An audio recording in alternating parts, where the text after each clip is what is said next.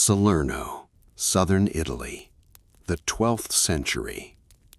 A collection of texts is quietly copied onto heavy parchment, bound together, and passed through the hands of healers across Europe.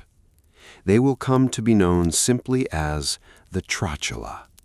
And in their opening pages, the author writes a simple, pragmatic truth. Because women are by nature fragile, and because they are often too ashamed to reveal their afflictions to a male physician, their care must fall to other women. Listen to the instruction given for a difficult birth. Let her be placed in a warm room, and let her be bathed in warm water, and let her belly be rubbed with oil of roses. It sounds gentle. It sounds like comfort. And the worst part isn't the pain she was in, or the stifling heat of the room, or the staggering risk of the work she was about to do. The worst part is the vast silence of the historical record that surrounded her. But for once, the medieval record does not look away. Someone sat down 800 years ago and wrote plainly about the thing every village feared and no man was allowed to watch. And what the pages describe is a room you and I would not be permitted to enter, the most private and one of the most dangerous rooms in the whole medieval world. Welcome to History for Sleepyheads. Tonight, we are stepping out of the cold wind and into the quiet, shuttered dark of the medieval birthing chamber. We are walking back to a time when the most ordinary, necessary act of human survival was also its most perilous threshold. A time when a woman in labor first made her confession to a priest, knowing exactly what was at stake. To fetch a life, she walked to the edge of her own, and most of them walked back. But she did not walk it alone.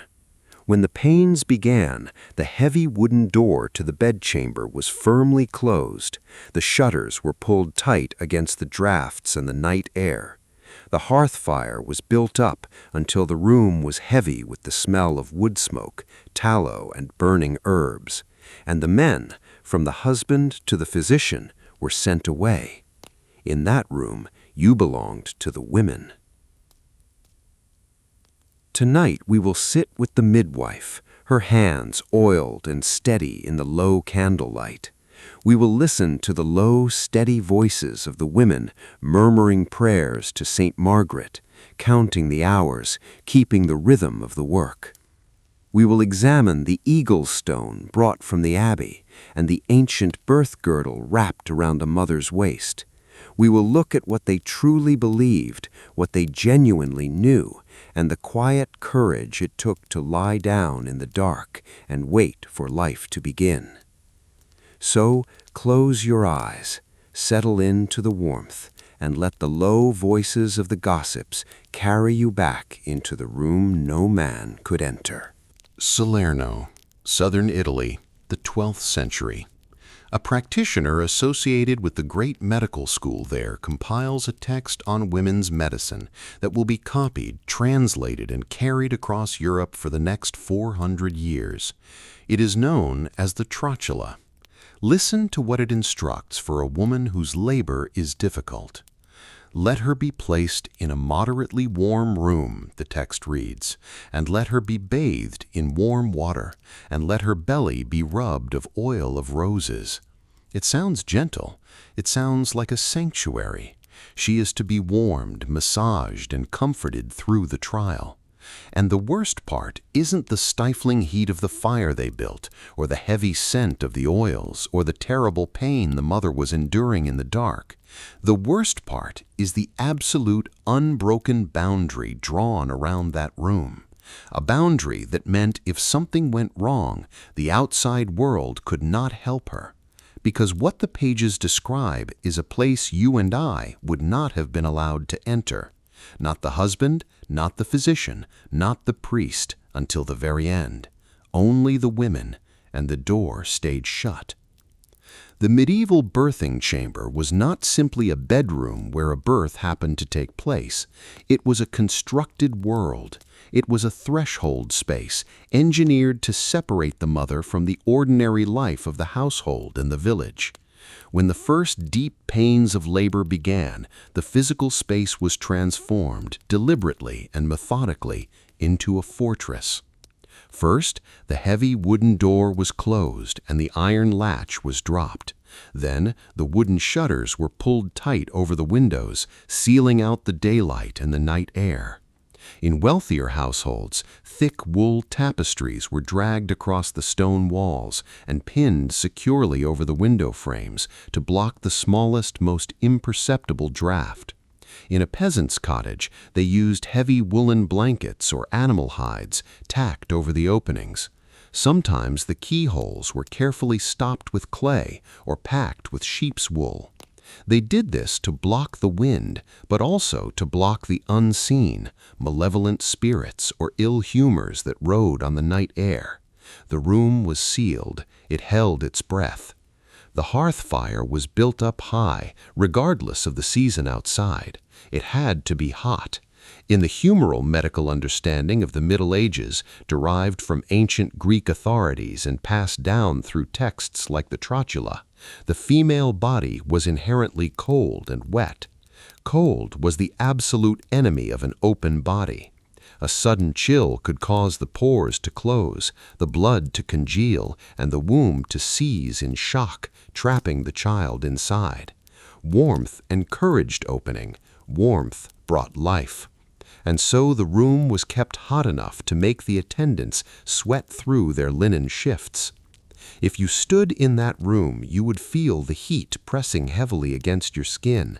The air grew thick. It smelled of wood smoke, of melting tallow candles, of crushed mugwort and rosemary thrown onto the glowing coals to sweeten the air. But nothing could fully mask the metallic, unmistakable scent of sweat, warm olive oil, and human effort. The room was deliberately darkened, illuminated only by the flicker of the hearth and the steady, ticking measure of a single beeswax candle burning down. The shadows stretched long and warped across the low ceiling. But the most striking feature of this sealed chamber was who was missing from it. In a medieval society governed from top to bottom by men, where men owned the land, led the church, dictated the laws, and practiced the formal, university-taught medicine, the birthing chamber was a hard, impenetrable female space. The husband was banished. He paced in the great hall, or went out to the fields, or sat quietly in the parish church, but he did not cross the threshold. The male physician, with his Latin degrees and his astrological charts, was almost never present at a normal birth. It was considered deeply improper, even shameful, for a male scholar to look upon a woman in labor. The only man who might eventually be called to that door was the male surgeon, and he was summoned only in absolute catastrophe, when the child was hopelessly trapped, when the midwife had exhausted her art and the mother was dying. To see a man enter the birthing room was not a relief. It was a signal that hope had largely failed. Yet the exclusion of men was not merely a cruel deprivation or a patriarchal squeamishness. It was a profound, localized transfer of power. The moment the heavy oak door closed, the ordinary hierarchy of the medieval world was suspended. The women took over. This was their domain, their inherited knowledge, their unquestioned authority. The mother was handed over to the care of those who knew exactly what the dark demanded. The midwife took her place at the foot of the bed, her hands oiled and steady. The neighbor women, the sisters, the aunts, the gossips as they were known, from the Old English godsib, meaning spiritual kin, gathered around the fire. They were there to witness, to assist, to protect. In that room, you belonged to the women. This separation from the male world did not merely last for the grueling hours of labor. It was an entire season of life, an institution known as the lying in. Weeks before the birth, a pregnant woman of means would formally take her leave of society. She would hear Mass, say her farewells to her wider community, and retreat into the prepared chamber. The light was kept dim to protect her eyes and soothe her mind. The food was brought to the door by servants. She was suspended between the person she had been and the mother she was becoming. For up to a month after the child was born, she would remain in that softened, darkened space, recovering her strength, secluded from the noise and dirt and relentless demands of the medieval household. She passed out of ordinary life. The ordinary rules did not apply here. It was a space cut out of time, governed only by the rhythm of sleeping, bleeding, healing, and feeding. The gossips would bring her specialized strengthening foods like caudle, a warm, thick gruel of spiced wine and oats to rebuild her depleted humors. It was a kind of social quarantine, a period where the vulnerability of her open body was guarded fiercely by her peers. It was the most protected room in the medieval world, and it was the most dangerous. This is the paradox that hung in the wood smoke and the shadows, the tension that every woman in the room understood perfectly. The warm, dark, shuttered room was a sanctuary built by women to keep a mother safe from the cold and the prying eyes of the world. But it was also the place where the greatest terror of ordinary life came to call. There were no monitors here, no sterile instruments, no brilliant surgical interventions waiting down the hall. There was only the midwife's physical skill, the heat of the fire, and the things they had carried into the room with them. In the low candlelight, you would see the tools of their work waiting quietly in the corners. The wooden birthing stool, low to the ground, its front cut away, its back raked at sharp angle so a laboring mother could brace her weight against the pain. The velvet pouch resting on a side table, holding a birth girdle, a long, thin strip of parchment inscribed with the names of God and the saints, ready to be wrapped tightly around a laboring waist when the contractions grew fierce. These were the objects they trusted. These were the things they touched. But what carried the room, what filled the heavy, humid air, was the sound. Beneath the crackle of the hearth fire, beneath the sudden creak of the floorboards, was the sound of the room itself, the low, steady voices of the women. They murmured prayers to St. Margaret of Antioch, the patron saint of childbirth, who had burst unharmed from the belly of a dragon. They whispered instructions to the mother, telling her when to push and when to rest. They counted the time between the pains. They offered sips of watered wine and cool cloths for her forehead, and quiet, rhythmic encouragement. The shared speech never stopped. It was a patient human sound, keeping time in the dark. It was a steady rhythm built to hold back the fear. Because the fear was entirely real. Every woman in that room, from the experienced midwife wiping the mother's brow to the youngest gossip tending the fire, knew exactly what was happening. They knew the threshold the mother was crossing. She was attempting the most ordinary and the most perilous physical task of her age. She was leaving the safety of the known waking world to go into the dark and bring a soul back with her. She had made her confession to a priest days before the first pangs even began, because she knew the stakes better than anyone. To fetch a life, she walked to the edge of her own. And most of them walked back. Most of them survived. The room was not a slaughterhouse. It was a place of intensely competent, generational work. But the shadow of the edge was always there, pressing against the stopped keyholes and the heavy woolen shutters, waiting for a mistake, waiting for a fever, waiting for a breach. The room held its breath. The single candle burned down, dropping pools of hot wax onto the iron holder. The women watched the mother, reading the color of her face, the heat of her skin, the rhythm of her breathing. They built the fire higher to keep the cold away. They darkened the windows to soothe her spirit. They barred the heavy oak door against the men, against the drafts, and against the dangers of the night air. From today's view, a dark, stifling, smoke-filled room sealed tight against fresh air seems like the worst possible place to labor. From their view, it was the ultimate protection, a womb built of wood and wool and women's voices, engineered to keep the cold edge of death at bay. And that's what's so chilling. Salisbury, England, the year 1217. Richard Poore, the bishop of the diocese, issues a set of strict synodal statutes for his clergy, laying down the laws for how the faith is to be practiced in his jurisdiction. Among the rules for the clergy, he includes a mandate concerning the women of the parish. Listen to what the statute requires. The bishop orders every priest to teach the midwives in his flock the exact, precise words of the sacrament of baptism in their own common language. The priest must ensure the midwife knows the formula flawlessly, and that she keeps a vessel of clean water ready in the birthing chamber, lest the infant die without the sacrament. It sounds pragmatic. It sounds like a simple piece of administrative housekeeping. And the worst part isn't the cold water, or the strict memorization, or the heavy ecclesiastical bureaucracy reaching into a peasant's home.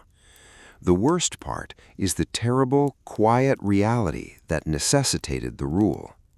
Because the church knew something profound about that closed room. It knew that in a world where women were barred from the priesthood, barred from preaching, and barred from administering the sacraments, an exception had to be made in the dark. The church handed one woman a power it otherwise guarded with absolute jealousy, the power to save a human soul, because she and only she would be standing there at the exact moment a life began and the exact moment it might slip away. They did not give that power to a fool. Today, if you ask someone to picture a medieval midwife, a very specific, cartoonish image usually comes to mind. We picture an ignorant crone, a dirty, mumbling old woman fumbling in the dark, superstitious and dangerous, hovering just one step away from being burned as a witch. It is a potent image, popularized by centuries of folklore and later propaganda. It is also overwhelmingly a myth. The woman who ran the medieval birthing room was very often the most experienced, highly skilled, and quietly authoritative medical practitioner in her entire community. She was not a marginalized outcast. She was an institution. She was usually an older woman, married or widowed, who had already borne children of her own. She did not learn her trade from the Latin texts of Galen or Aristotle, because the universities were closed to her. She learned it through apprenticeship. She learned it by standing beside older midwives for years, fetching the water, tending the fire, and watching the intricate physical work of safely delivering a child. By the time a village midwife took charge of a room herself, she had likely attended dozens, perhaps hundreds of births. She had seen breech presentations. She had seen the umbilical cord wrapped around a throat. She had felt the exact tension of a labor stalling and knew how to physically turn an infant in the womb only with her oiled hands and a deep, tactile knowledge of the human body. She had vastly more practical, hands-on experience with the mechanics of human survival than any university-trained physician of her era. When a mother went into labor, the midwife was sent for, day or night. She walked the dirt paths of the village or the cobbled streets of the city, carrying a leather bag or a wooden box of her tools. In it, she carried clean linen thread to tie the cord. She carried iron shears to cut it. She carried flasks of warm olive oil or oil of lilies to soften the mother's skin and lubricate her own hands. She carried ground herbs, mugwort, birthwort, and dittany to steep in warm wine to encourage the contractions. And when she crossed the threshold into the house, the hierarchy of the world shifted. The husband stepped back. The door was closed. In that room, you belonged to the women, and the midwife was the woman you belonged to. Her authority in that space was absolute. She directed the gossips, the neighbor women who had gathered to help. She told them when to build up the hearth fire, when to heap water, when to bring the birthing stool out from the corner. If you stood in the corner of that shuttered room, you would hear the sound of the space, the low, steady voices of the women.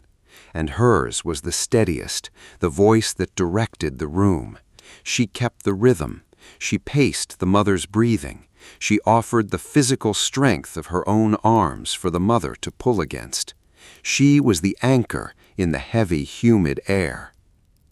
Because of this profound competence, her word carried real, legal weight in the medieval world in a way almost no other woman's word did. In the courts of law, both secular and ecclesiastical, the midwife was considered an expert witness. If a husband died and his widow claimed to be pregnant with his heir, a claim that could lock up an estate and alter the inheritance of vast lands, the judge did not call a doctor to verify it. He ordered a jury of matrons, led by an experienced midwife, to examine the woman in private and report their findings to the court. Their word was final. If a woman was sentenced to hang but pleaded her belly, claiming she was pregnant, which would delay the execution until the child was born, the midwife was called to the damp cell to determine if she spoke the truth. If a child was found abandoned, or if a birth was concealed, the midwife was questioned. She knew the bodies of the women in her village. She knew who was carrying a child and who had recently delivered. In matters of birth, legitimacy, and the female body, the law deferred to the woman who worked in the dark. But her greatest authority, the power that truly set her apart, was the power granted by the Church. In the theology of the medieval world, baptism was not a symbolic welcoming ritual. It was a matter of absolute metaphysical survival. An infant who died unbaptized carried the stain of original sin. They could not enter heaven. They were destined for limbo, a place on the edge of hell, forever denied the sight of God. It was a source of supreme, agonizing terror for medieval parents. The infant mortality rate was high, and the window between a difficult birth and a sudden death could be measured in minutes. There was no time to run to the parish church. There was no time to find the priest. And so the church conceded the reality of the closed room. It declared that in cases of emergency, anyone could baptize a child. But in practice, the burden fell entirely on the midwife. She was the one who kept the basin of clean water ready by the bed.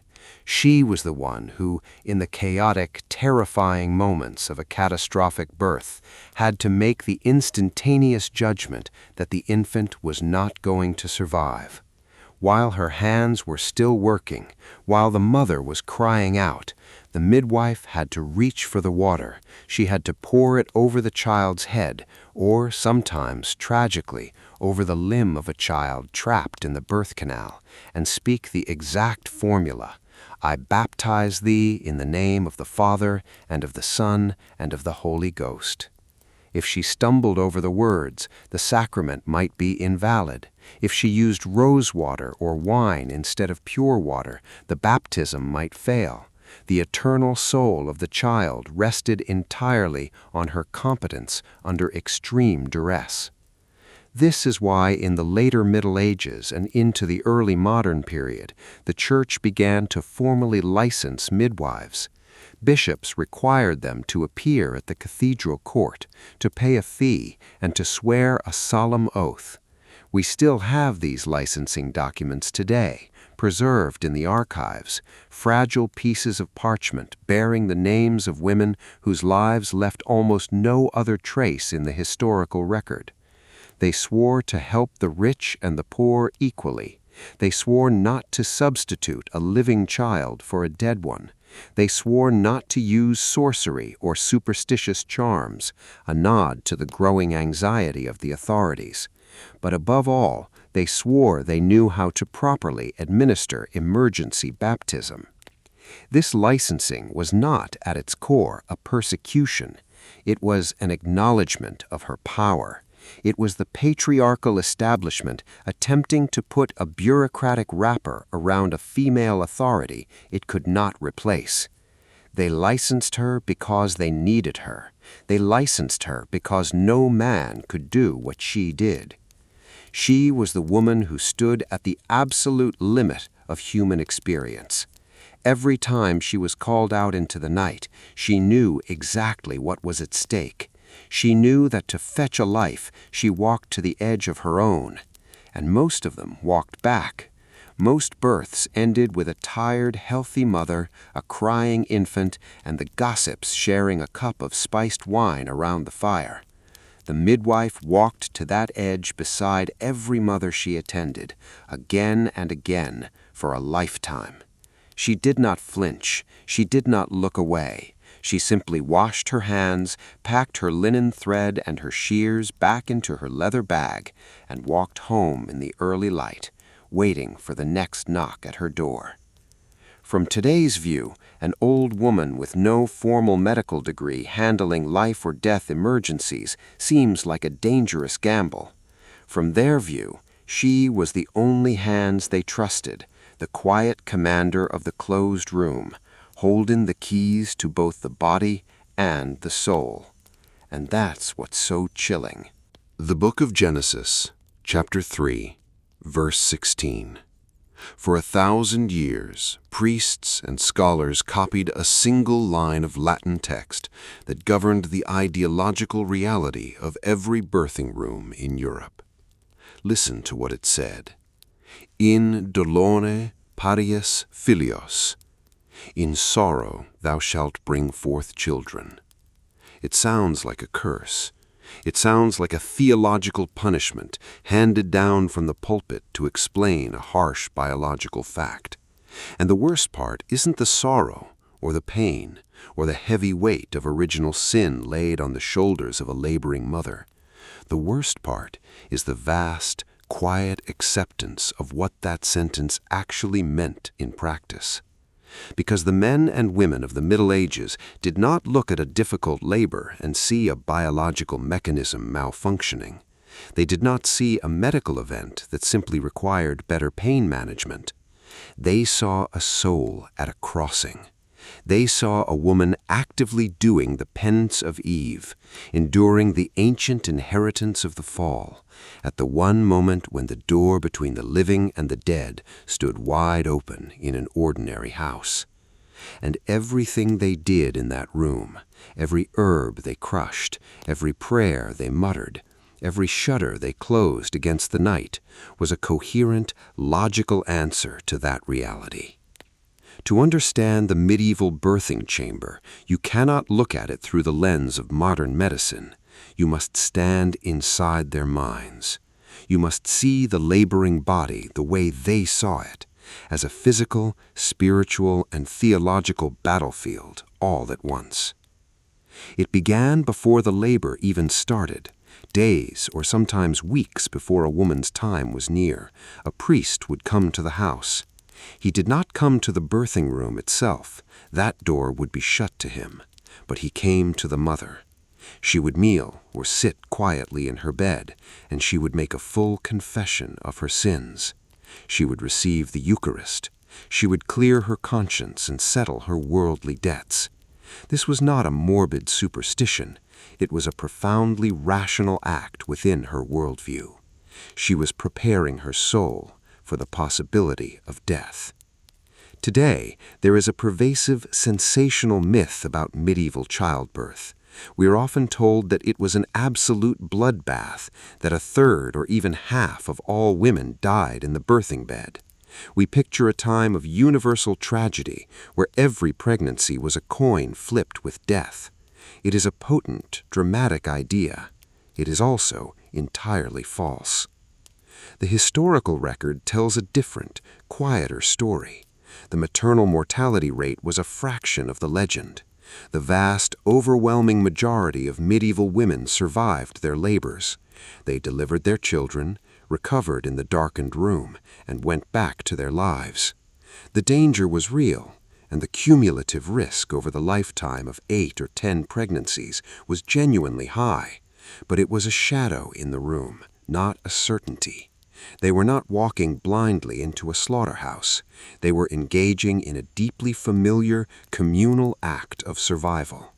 To fetch a life, she walked to the edge of her own, and most of them walked back. But because that edge was real, and because they had no germ theory to explain a sudden fever, they relied on a sophisticated, 3-tiered framework to protect the mother. The first tier was medical. The entire medieval understanding of the human body was governed by the humoral theory, passed down from the ancient Greek physician Galen.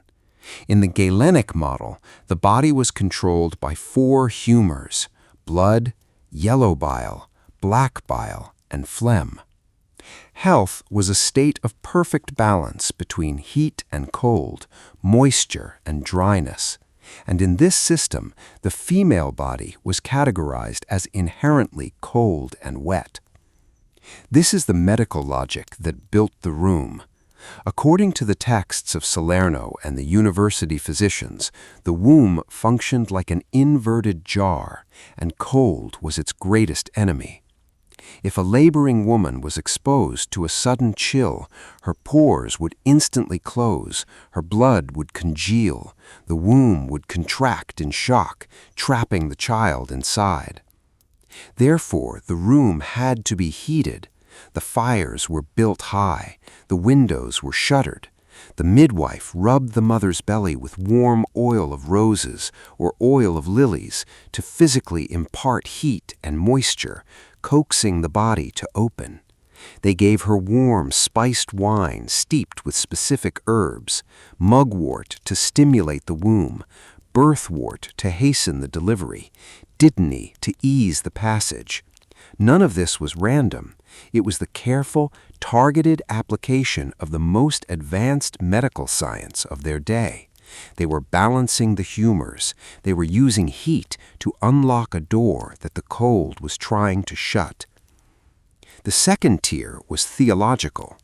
Because the pain of labor was understood as the direct inheritance of Eve, it was not merely suffering. It had spiritual utility. It was a form of earthly penance. The Church taught that the agony of childbirth, borne patiently, was a purification of the soul. But the theological stakes were even higher for the child. The infant was crossing the threshold carrying the stain of original sin. If the child died before taking a breath or before the midwife could pour the emergency water of baptism, its soul was lost to limbo. This is why the atmosphere of the room was so heavy with ritual. The physical opening of the body was mirroring the spiritual opening of the threshold between worlds. The midwife and the gossips were not just catching a baby, they were guarding 2 souls at their most vulnerable coordinate in time and space. Which brings us to the third tier of their belief, the supernatural everyday. In a world where the veil between heaven and earth was considered paper-thin, you did not rely on herbs and heat alone. You called on the specialists. Above all, they called on Saint Margaret of Antioch.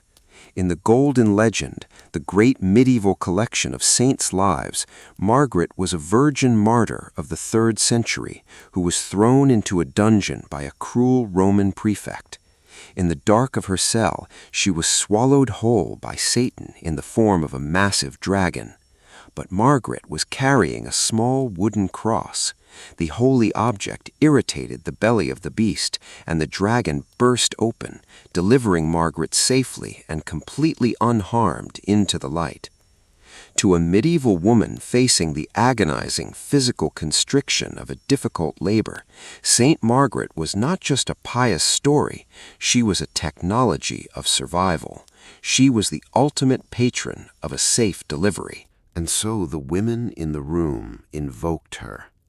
If you stood quietly in the corner of the chamber, beneath the crackle of the hearth fire, you would hear it, the sound of the room, the low, steady voices of the women murmuring the prayers to St. Margaret, asking her to intercede, asking her to break the bonds of the womb, just as she had broken the belly of the dragon. They applied physical charms to the mother's body. They might lay an eagle stone, a hollow stone with a smaller rattling stone inside, symbolizing the child in the womb, against her left thigh to draw the infant downward. They might bring out a birth girdle, a long strip of silk or parchment inscribed with the names of the Magi or the measured length of the Virgin Mary, and wrap it securely around the laboring woman's waist. These objects were not considered witchcraft. They were often blessed by the local priest or borrowed directly from a nearby monastery for a small fee. They were a sanctioned, integral part of the medicine of the age. They were the physical manifestation of grace applied directly to the skin. When you look at the whole picture, the blazing fire, the stopped keyholes, the muttered confession, the heavy scent of mugwort, the parchment girdle wrapped around the waist, the murmured prayers to a saint who burst from a dragon, you do not see a room governed by panic or ignorance. You see a room governed by a fiercely logical, entirely cohesive worldview. Every action they took was designed to protect the mother from the cold of the physical world, the stain of the spiritual world, and the unseen dangers of the supernatural world. In that room, you belonged to the women, and the women knew exactly what they were fighting. They understood the mechanics of the humors. They understood the theology of the fall. They understood the precise weight of a soul. From today's view, childbed fever was caused by a microscopic bacterium, and an obstructed labor was a mechanical failure of the pelvis. From their view, fever was an imbalance of the humors, pain was the penance of Eve, and birth was a profound spiritual crossing guarded by the saints. And that's what's so chilling. Salerno, southern Italy, the 12th century. A medical practitioner. Tradition calls her Trota, though time and translation have blurred her exact identity, sets down a body of knowledge that will become the most famous medieval text on women's medicine in the world. It is known simply as the Trotula. Listen to what it instructs for a woman who has suffered a severe physical tear during a difficult birth. We sew the break with a silk thread, the text reads, and we heal the wound with the aforementioned powder, and we put on a linen cloth infused with the white of an egg. It sounds incredibly pragmatic. It sounds like a purely clinical procedure, no different than setting a bone.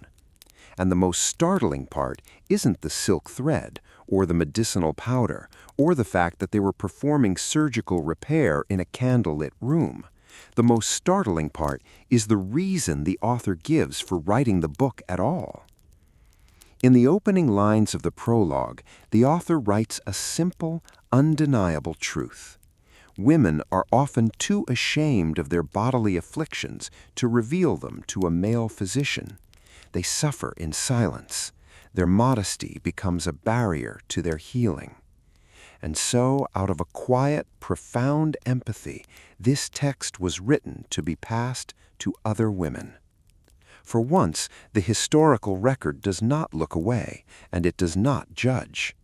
someone at Salerno sat down with a quill and heavy parchment and wrote it all down, not with the clinical detachment of a university scholar, and not with the moralizing fear of a theologian, but with something that reads across 800 years, unmistakably, like kindness.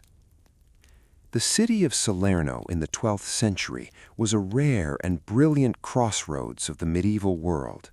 Situated on the Mediterranean coast, it was a place where Greek, Arabic, Latin, and Jewish medical knowledge flowed together into a single, vibrant curriculum. And in this specific cosmopolitan air, a tradition of female medical practitioners thrived. They were known as the Mulieres Salernitane, the women of Salerno. For centuries, history simply accepted that a brilliant woman named Trotula wrote the great gynecological texts that bear her name. Today, modern scholars debate the exact boundaries of her authorship. They argue over whether Trota the healer wrote the core practical text, while later male compilers added the theoretical chapters, or if Trotula became a generalized title for a collection of works. But the precise legal identity of the author matters far less than the existence of the pages themselves. The manuscripts survive by the hundreds in the archives of Europe, bound in calfskin, their Latin script precise and unfading, because on these pages we find the rarest thing in the medieval archive, a genuine, sustained tenderness toward the female body. When we look at the Middle Ages, we are so often conditioned to see only the brutality. We see the plagues, we see the Crusades, we see the theology that framed childbirth strictly as a curse. But the pages of the Trotula are dense with concrete, physical care. They describe exactly how to soothe a woman who is utterly exhausted by a prolonged labor. They instruct the midwife to bathe the mother in warm water infused with mallow and chamomile to soften the skin and ease the aching muscles. If a woman is suffering from a retained afterbirth, a genuinely life-threatening complication, the text does not advise panic or violent intervention. It advises a warm poultice of herbs laid gently across the abdomen and the burning of fragrant spices to coax the body to release it. They detail how to feed her easily digestible foods like rich chicken broths and soft-boiled eggs to slowly rebuild her depleted humors without shocking her system. There is no mention of the penance of Eve when they are discussing how to relieve the painful swelling of a nursing mother's breasts using mint and rose oil. There is only a quiet, methodical kindness. The text recognizes her pain, names it, and offers a physical remedy. It is a manual for preserving life, written by someone who intimately understood the texture of the suffering. And when you read those instructions, you are forced to widen the lens. You are forced to look past the ancient parchment and see the room it was written for. When we talk about the history of childbirth, it is too easy to speak in vast, anonymous sweeps. We talk about medieval mothers as if they were a single, faceless category, moving in a dark, undifferentiated mass. But the woman lying on the birthing stool was not a statistic. She was a human being. She was someone's daughter. She was someone's sister. She had a name that her husband spoke quietly when he said goodbye at the heavy wooden door. She had a favorite food, a specific laugh, and a terrifying awareness of her own mortality. When the pains grew sharp and close together, and the shutters were bolted against the night air, she was the one lying on the coarse linen sheets. Whether she lay on a velvet-draped feather bed in a stone castle or a straw mattress in a wattle and daub cottage, the fundamental vulnerability was exactly the same. Picture her in the low light of the hearth fire. She is frightened. She has heard the stories of the women who did not make it. She knows the graveyard behind the parish church, and she knows how small the mounds can be. But she is not alone. The greatest mercy of the medieval birthing chamber was the absolute presence of the community. In that room, you belonged to the women, and they belonged to you. The midwife stood at the foot of the bed, her hands oiled, her voice calm and authoritative, her sleeves rolled up against the heat. And around the edges of the room were the gossips, the neighbors, the aunts, the friends who had left their own hearths to sit in the stifling warmth of hers. They did not leave her to suffer in silence. They wiped the sweat from her forehead with cool cloths. They offered her sips of watered wine from a wooden cup. They rubbed her lower back when the contractions crested and broke over her. And above all, they gave her the sound of the room. Beneath the crackle of the fire, beneath the creak of the wooden birthing stool and her own sharp intakes of breath, was the steady, rhythmic sound of women's voices, the low, steady voices of the women. They murmured prayers to St. Margaret. They counted the time between the pains. They told her she was strong, that she was doing it right, that they had done this too and survived it. It was a human metronome, keeping time in the dark, tethering her to the waking world when the pain tried to pull her under. She had made her confession to the priest days before, clearing her soul for the crossing. She knew exactly the threshold she was approaching. To fetch a life, she walked to the edge of her own, and most of them walked back. When the final blinding push was over, and the first sharp, reedy cry of the infant pierced the heavy air, the room did not dissolve. The fear lifted, but the care simply shifted its focus. The midwife moved with practiced speed, tying the umbilical cord with clean linen thread and cutting it with iron shears. The gossips took the child, washing it in warm water, rubbing its skin lightly with salt and honey, and wrapping it tightly in swaddling bands to protect its fragile limbs from deformity. And the mother was allowed, finally, to rest. They washed her. They bound her abdomen with long linen cloths to support her empty womb and comfort her strained muscles. They laid her back into the bed, pulling the heavy wool blankets up to her chin to keep the vital heat inside her body. They brought her the warm caudle, the spiced oat gruel to restore her humors. The danger had passed, and what remained was the quiet, structured mercy of the lying-in. For the next several weeks, the shutters would remain mostly closed to protect her tired eyes from the bright daylight. She would be protected, fed, and guarded by the women who knew her name, suspended in a space where the ordinary rules of the household were completely suspended, and nothing was demanded of her except that she heal. This is the reality that the sweeping, morbid narratives of medical history so often miss. The Middle Ages were dangerous, and the medicine lacked the microscopic truths, the antibiotics, and the surgical interventions of our modern age. But the women in those rooms were not ignorant savages fumbling in the dark. They were profoundly human. They held each other through the most perilous hours of their lives with a fierce, competent tenderness. The silk thread, the oil of roses, the hands that did not let go. From today's view, a 12th century medical text advocating warm baths and silk sutures is a primitive precursor to modern obstetrics.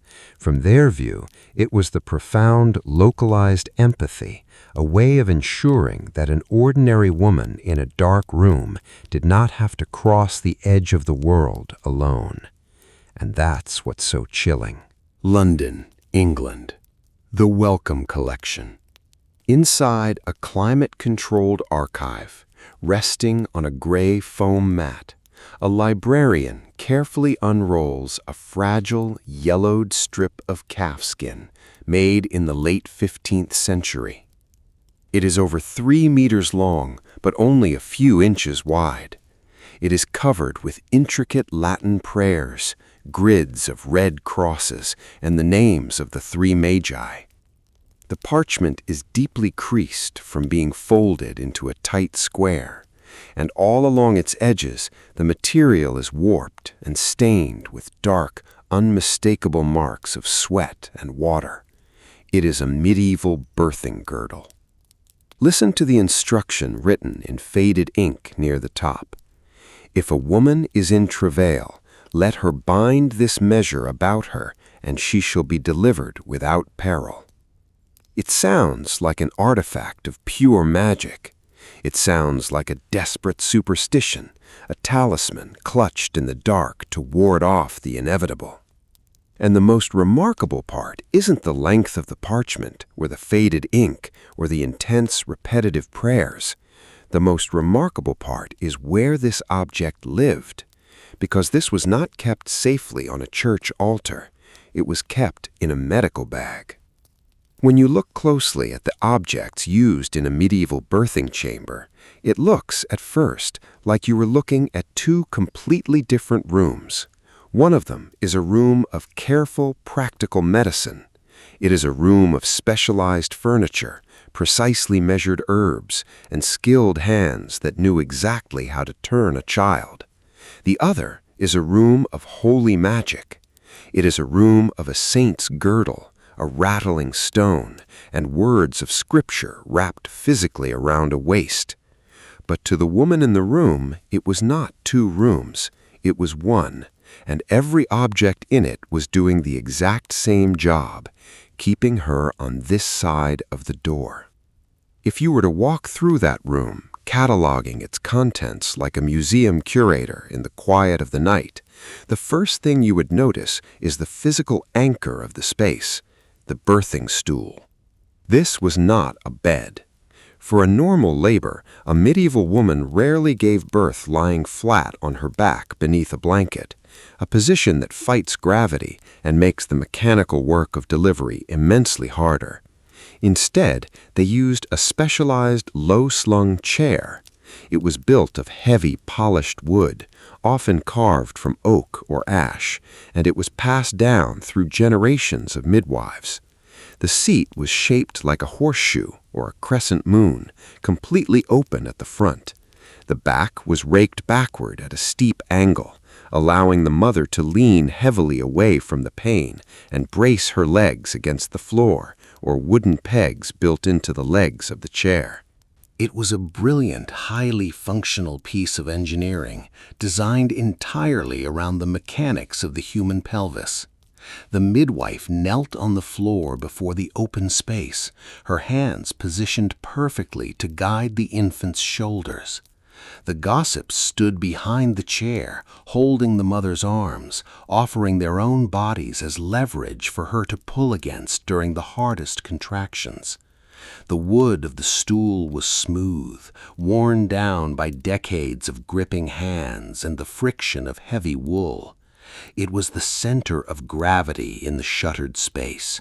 In that room, you belonged to the women, and the objects they used were designed by women, for women, to solve the brutal physical mechanics of a body opening. When the labor was over, the stool was wiped down, folded or carried away, and put back into the corner to wait for the next call.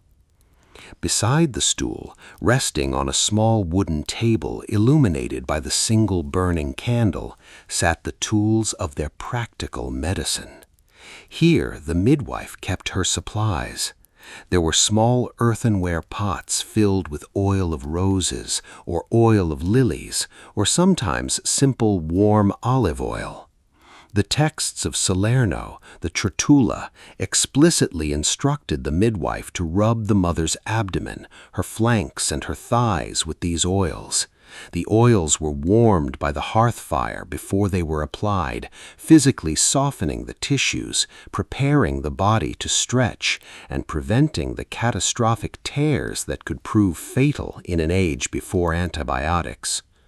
Next to the oils were wooden cups filled with warm, spiced wine.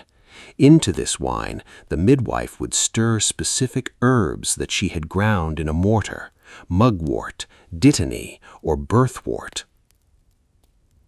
These were not flavorings and they were not placebos. They were the established materia medica of the age.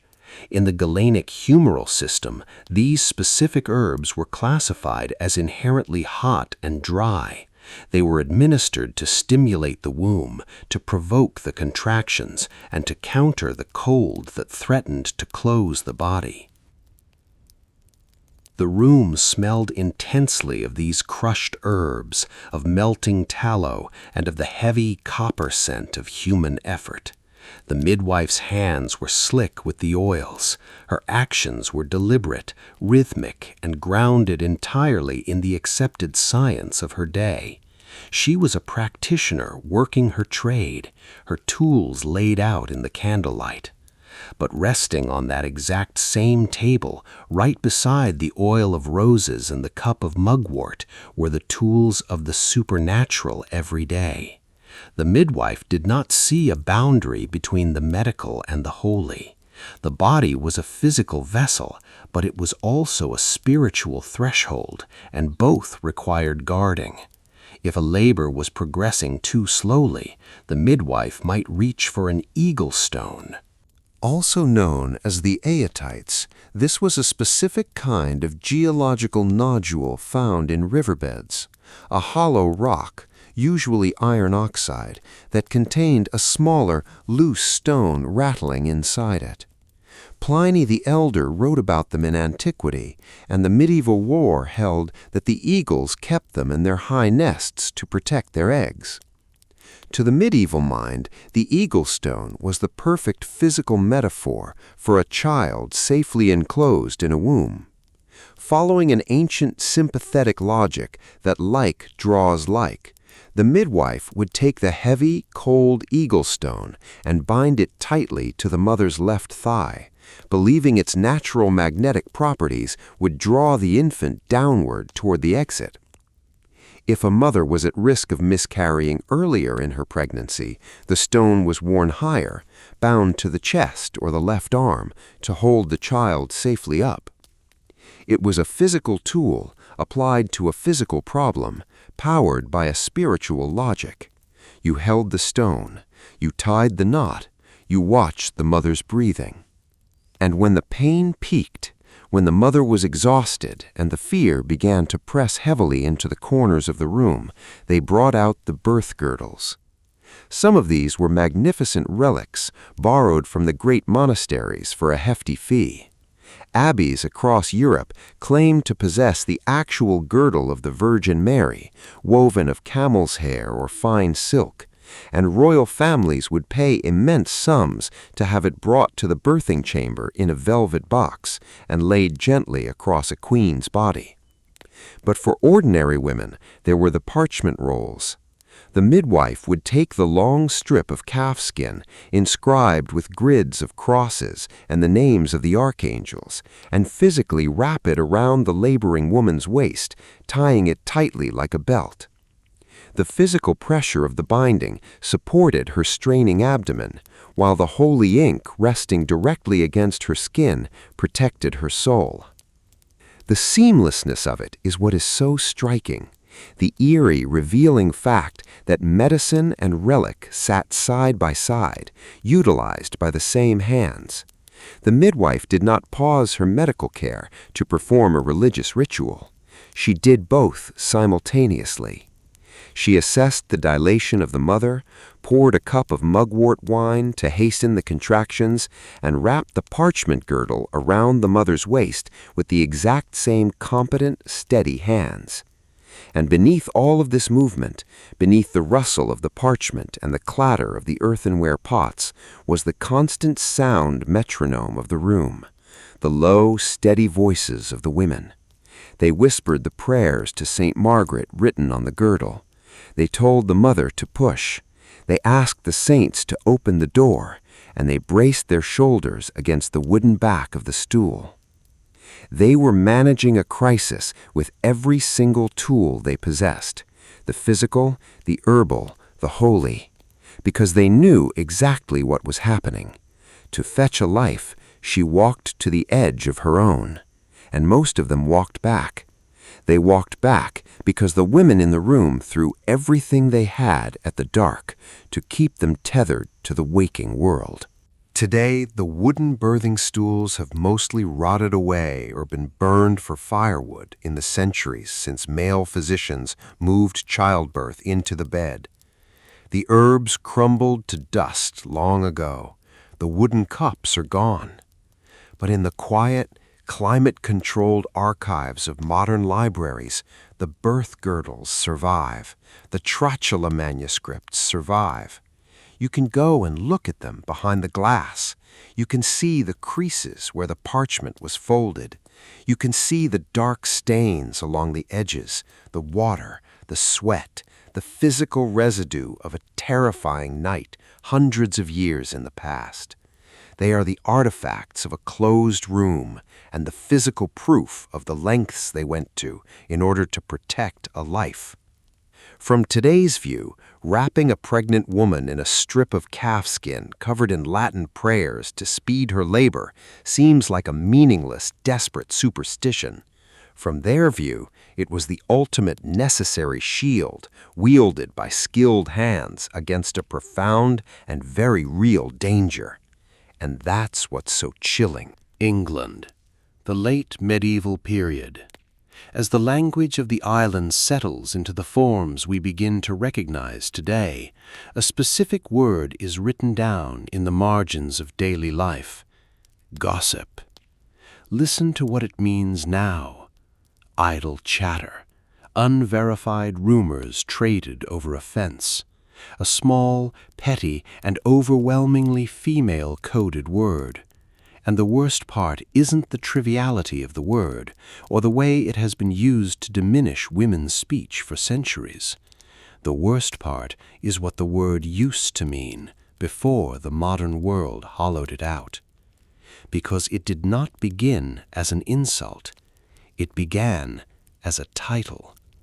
The word derives from the Old English godsib, meaning God's sibling, or one who is spiritually related in God. And by the Middle Ages, it had become the exact formal term for the women who were called in the night when the heavy door of the birthing chamber closed. The word we now use for thoughtless chatter is the ghost of the most serious, profound thing women did for one another in the whole medieval world. The central lingering myth of the medieval birthing room is one of isolated terror. We picture a woman alone in the dark, terrified and helpless, at the mercy of a solitary, fumbling midwife, waiting for the inevitable tragedy. But the truth of the historical record is much warmer and much stranger. The shuttered room was not a place of lonely dread. It was full. When a woman went into labor, she did not face the dark alone. She sent word out into the village, or the narrow city streets, or the great halls of the manor. And the women came. They were her mother. They were her married sisters. They were the experienced neighbors of the parish who had lived through this themselves. They left their own hearths, their own sleeping children, and their endless back-breaking daily chores, and they walked through the dark to her door. In a peasant's wattle and daub cottage, there might be 3 or 4 gossips gathered around the fire. In a wealthy merchant's townhouse, there might be half a dozen. In a royal bedchamber, the room could be crowded with 10 or more high-ranking ladies, all attending the queen. The cloaks were hung on wooden pegs by the door. The hands were washed in basins of warm water. The tasks of the room were divided quietly, without the need for formal instruction, guided by the collective memory of the circle. One woman kept the hearth fire built high, carrying heavy logs from the woodpile so the room would not lose its vital heat. Another fetched the clean linen cloths and laid them near the coals to warm. Another ground the sharp-smelling herbs, the mugwort and the dittany, and stirred them into the wooden cups of watered wine. The midwife was the absolute authority in the room, the hands that guided the physical delivery.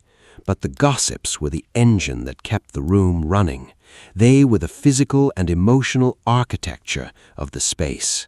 When the labor grew intense and the mother was moved to the wooden birthing stool, the gossips did not stand back and watch.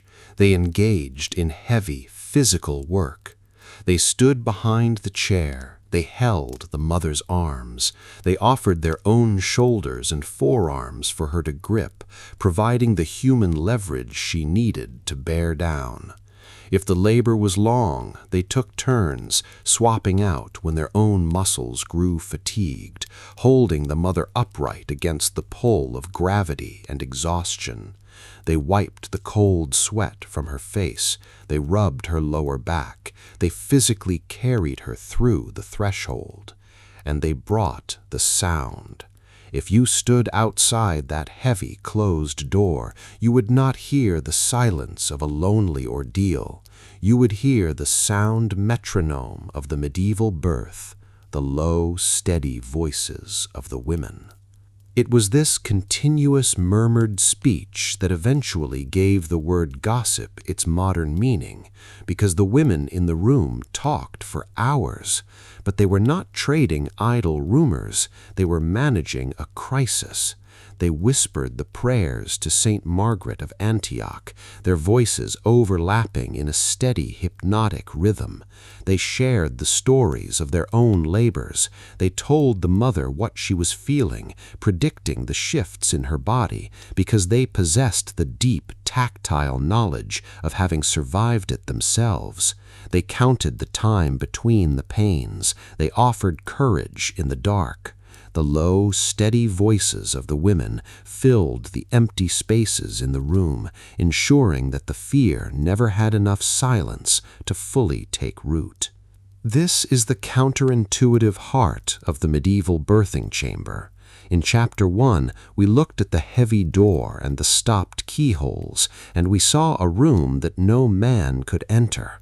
From the outside, it looks like an exclusion. It looks like women being walled off, hidden away from the important male-dominated world of the village and the church. But when you look at it from the inside, you realize it was a possession. The birthing chamber was one of the very few genuinely female-controlled institutions of the entire medieval age. Outside that door, a woman's life was dictated by her father, her husband, her priest, and her king. She had very little legal autonomy. She could rarely own property in her own right. She could not attend the universities. But the moment she crossed the threshold into the birthing room, the hierarchy of the outside world was suspended. The room belonged to women. The knowledge was passed from hand to hand, from older woman to younger woman, bypassing the Latin texts and the male authorities entirely. It was a space of absolute mutual obligation. A woman went to her neighbor's birth because she knew with absolute certainty that in a year or two she would need that neighbor to come to hers. It was a localized, fiercely protective web of solidarity, woven in the dark out of necessity. In that room you belonged to the women, and they held you with a competence born of sheer survival. This solidarity did not end when the child took its first breath. It extended into the weeks that followed during the period of recovery known as the lying in. To understand the mercy of the lying in, you must understand the crushing reality of a medieval woman's ordinary life. From the time she was a girl, she worked. She spun wool, she brewed ale, she tended the dairy, she weeded the kitchen garden, she cooked over an open fire, and during the harvest, she swung a sickle in the fields alongside the men. Her labor was relentless, dictated by the sun and the seasons, and it never stopped. Except for this. For up to a month after the birth, the mother was confined to the darkened, warm room, and the gossips enforced her rest. The community of women took over her household duties. They swept her floors, they tended her older children, they continued to visit the chamber, bringing her specialized strengthening foods, the warm caudle made of spiced wine and oats, rich broths and fresh bread. It was a sanctioned, socially mandated period of recovery. It was a social quarantine that protected her open body from the cold humors of the outside world, but it also protected her from the brutal demands of her own life. For 1 month, she was allowed to be fragile. She was allowed to simply exist, suspended in a warm, dark space, tended by the women who understood exactly what her body had just endured. The danger was always there.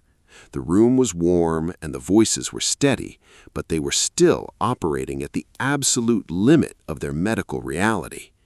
The gossips were there to celebrate a safe delivery, but they were also there to witness a tragedy if the threshold proved too wide to cross.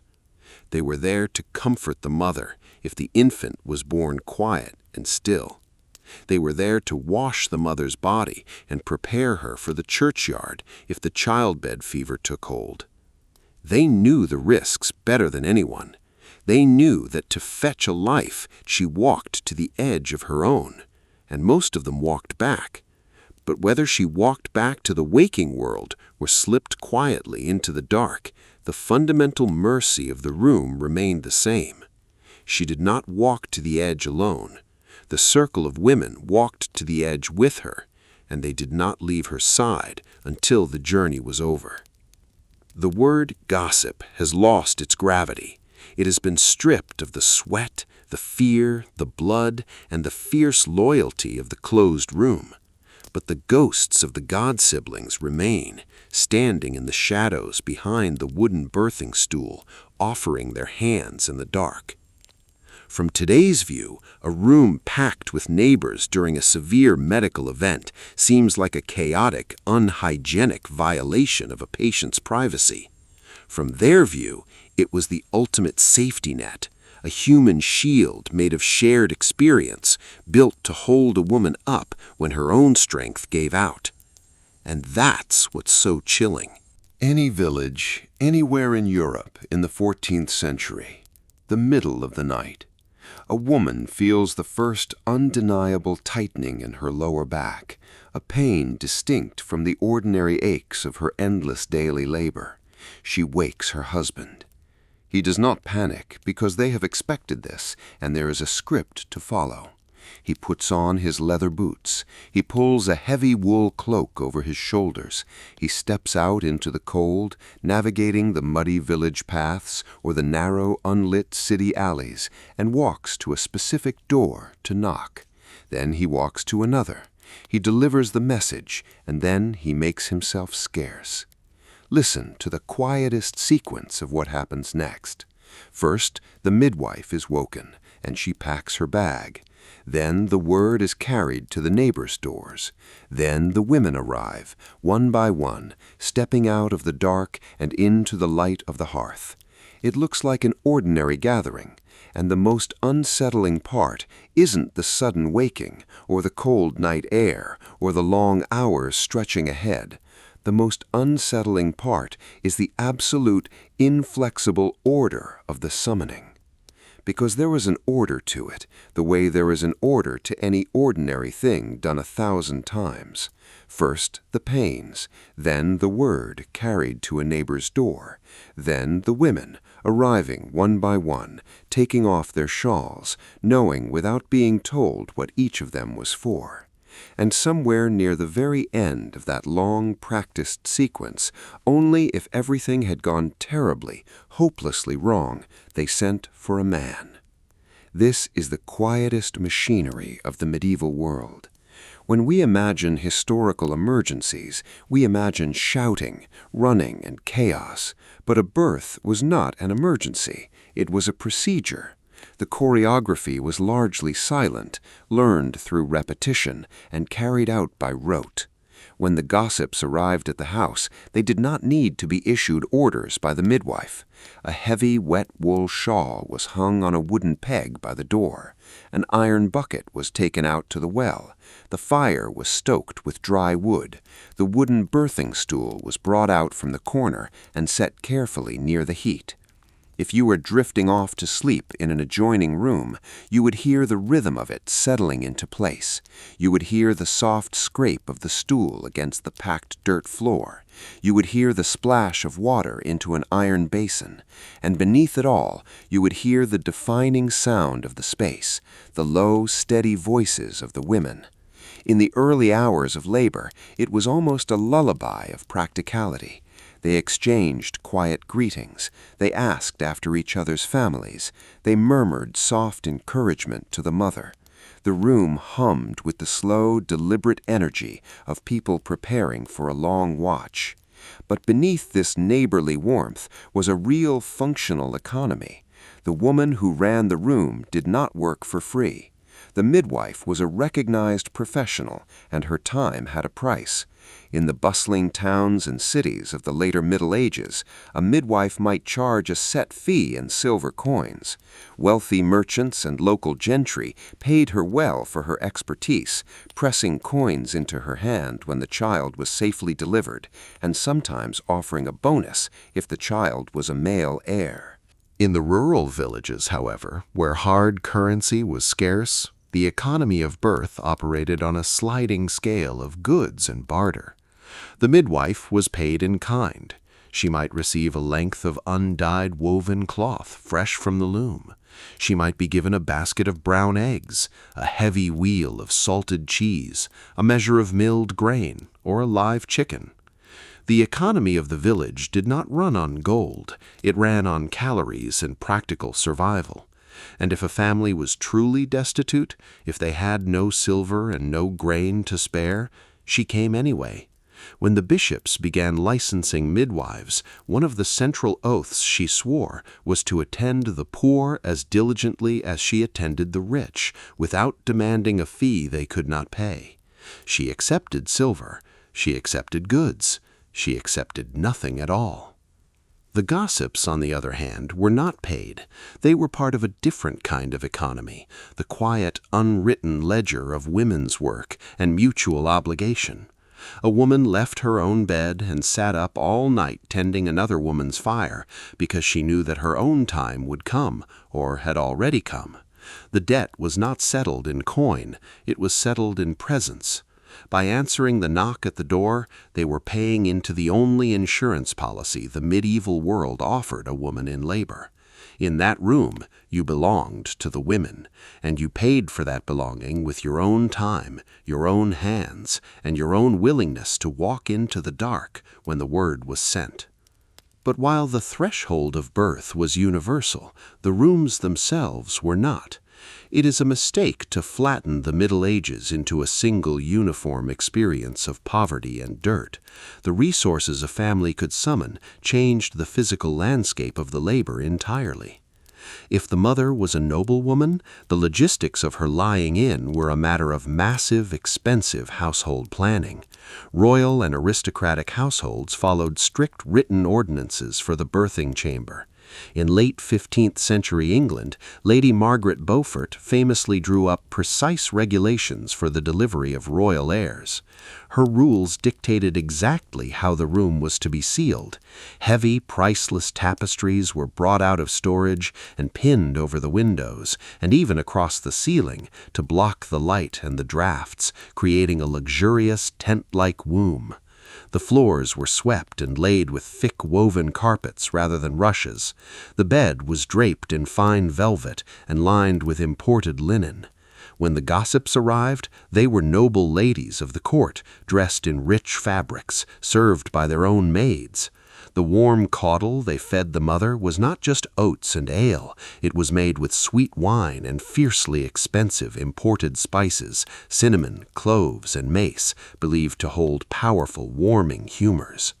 If the mother was a peasant, the room was entirely different. She likely lived in a one-room or two-room cottage. There were no tapestries to pin on. Instead, her husband might string a heavy woolen blanket over a wooden beam to partition off a corner of the room, creating a small, artificial chamber of privacy. The mattress was stuffed with straw or coarse wool. The light came from a single smoky tallow candle rather than bright, clean-burning beeswax. The food was simple porridge. The heat came from a peat or wood fire that had to be constantly tended by a neighbor. The velvet and the straw were worlds apart, but the fundamental reality of the room remained exactly the same. The heavy tapestries could not stop a hemorrhage. The expensive cinnamon could not turn a breeched child. Whether she was a queen surrounded by countesses or a farmer's wife surrounded by the women of the village, the logistics were merely a frame around the same terrifying door. To fetch a life, she walked to the edge of her own, and most of them walked back. The entire calm apparatus, the calling, the fees, the gathering of the circle, existed simply to make sure she walked back. But sometimes the apparatus failed. And when it did, the sequence of calling reached its final, most dreaded step.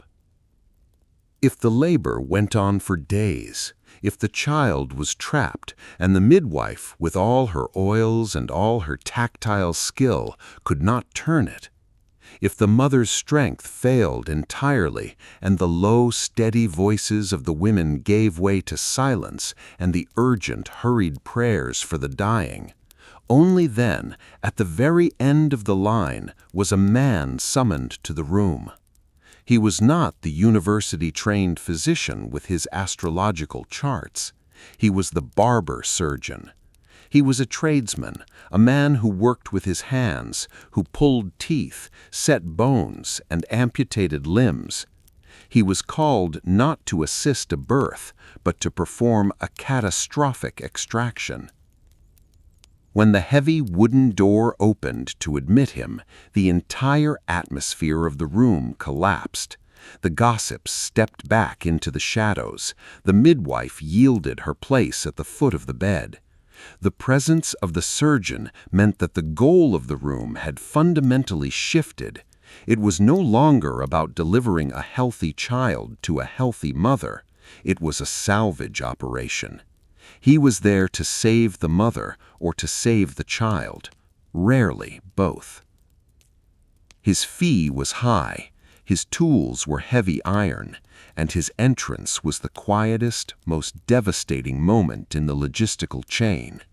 He was the one man allowed into the room, and he only arrived when the room itself had lost the battle. Most nights he was not called. Most nights the door stayed shut. The midwife earned her fee, and the gossips washed the linens and went home in the early light. The machinery worked. The economy of care balanced its ledger for another day. From today's view, paying a neighbor in eggs to manage a medical event and calling a surgeon only when all hope is lost seems like a terrifying gamble. From their view, it was a perfectly ordered system of mutual survival, built by women, for women, operating quietly in the dark. And that's what's so chilling. Any village, anywhere in Europe in the 13th century, a woman whose time is near sends her husband not for the midwife, but for the parish priest. He comes to the house, but he does not go into the birthing chamber. He sits with the mother in the dim light of the main hall. She kneels or she sits quietly across from him, and she makes a full, formal confession of her sins. Listen to what she is doing. She is clearing her conscience. She is settling any small debts. She is receiving the Eucharist and absolution. It sounds like an act of profound, ordinary piety. It sounds like a woman simply setting her spiritual house in order before a major event. And the most devastating part isn't the solemnity of the ritual, or the quiet murmuring of the Latin prayers, or the heavy weight of the theology. The most devastating part is exactly why she was doing it. Because she was preparing her soul the way the dying were made ready. She confessed and was shriven and made ready. And then the priest left, and she went back through the heavy wooden door to do the most ordinary, necessary thing in the world, having just formally prepared to die of it. That is the truest, quietest measure of what the medieval birthing room actually was. They treated the beginning of a life as a thing you might not survive, because sometimes you did not.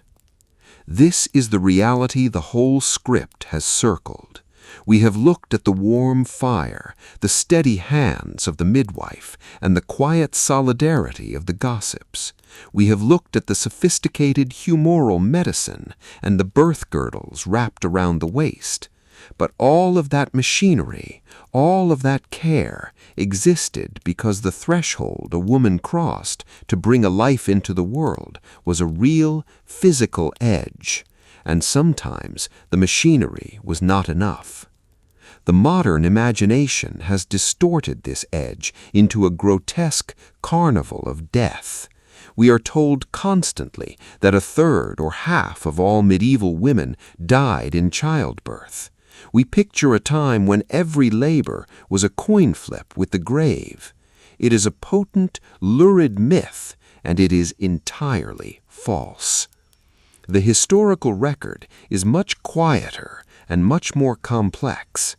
Modern demographic scholarship suggests that the maternal mortality rate per birth in the later Middle Ages was likely somewhere between 1 and 2%.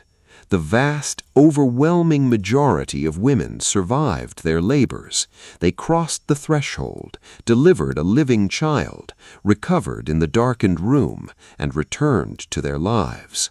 But because women often endured 6, 8, or 10 pregnancies in a lifetime, the cumulative risk grew heavy over the years.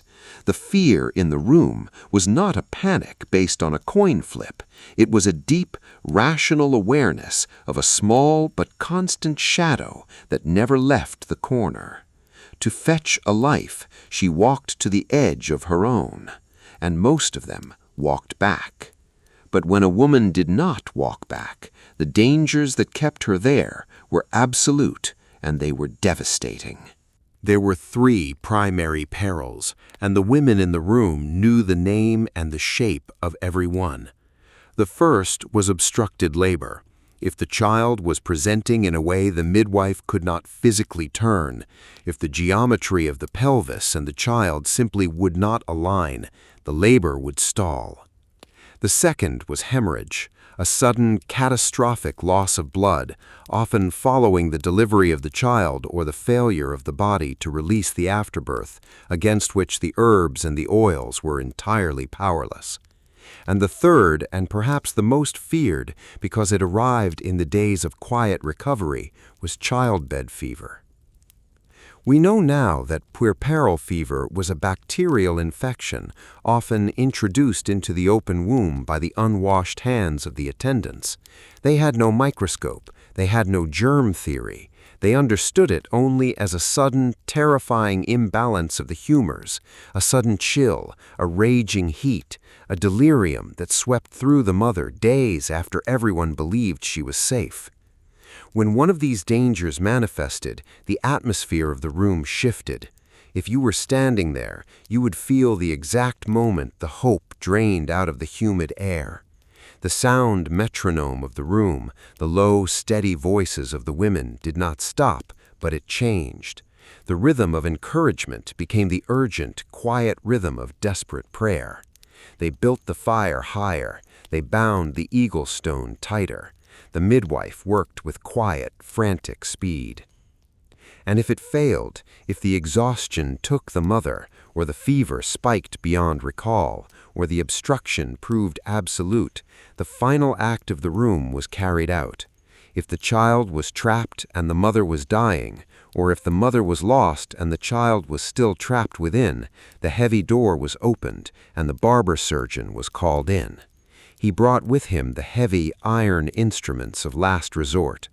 We will not describe them. We will not look at how they were used. It is enough to say that his presence meant the goal of the room had narrowed from bringing 2 lives safely through the door to salvaging 1, and often it was a terrible, brutal mercy that saved neither.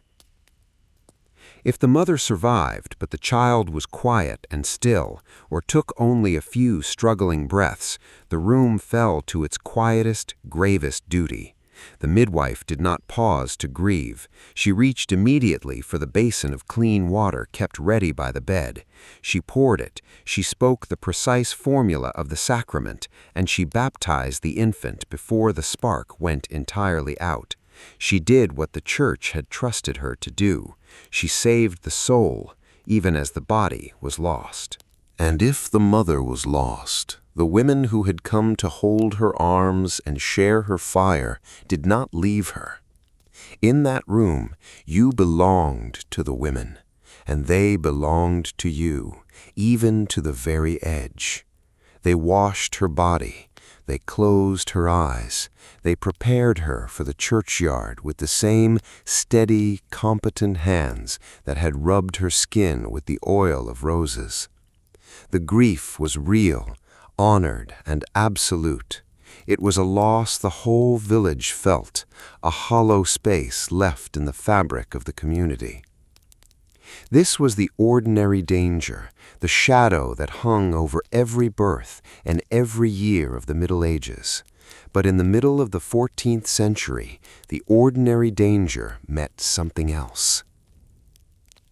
In 1348, the Black Death swept across Europe, carrying off anywhere from 1/3 to half of the population, and in that catastrophic season, the most dangerous ordinary act of a woman's life met the deadliest event of the age.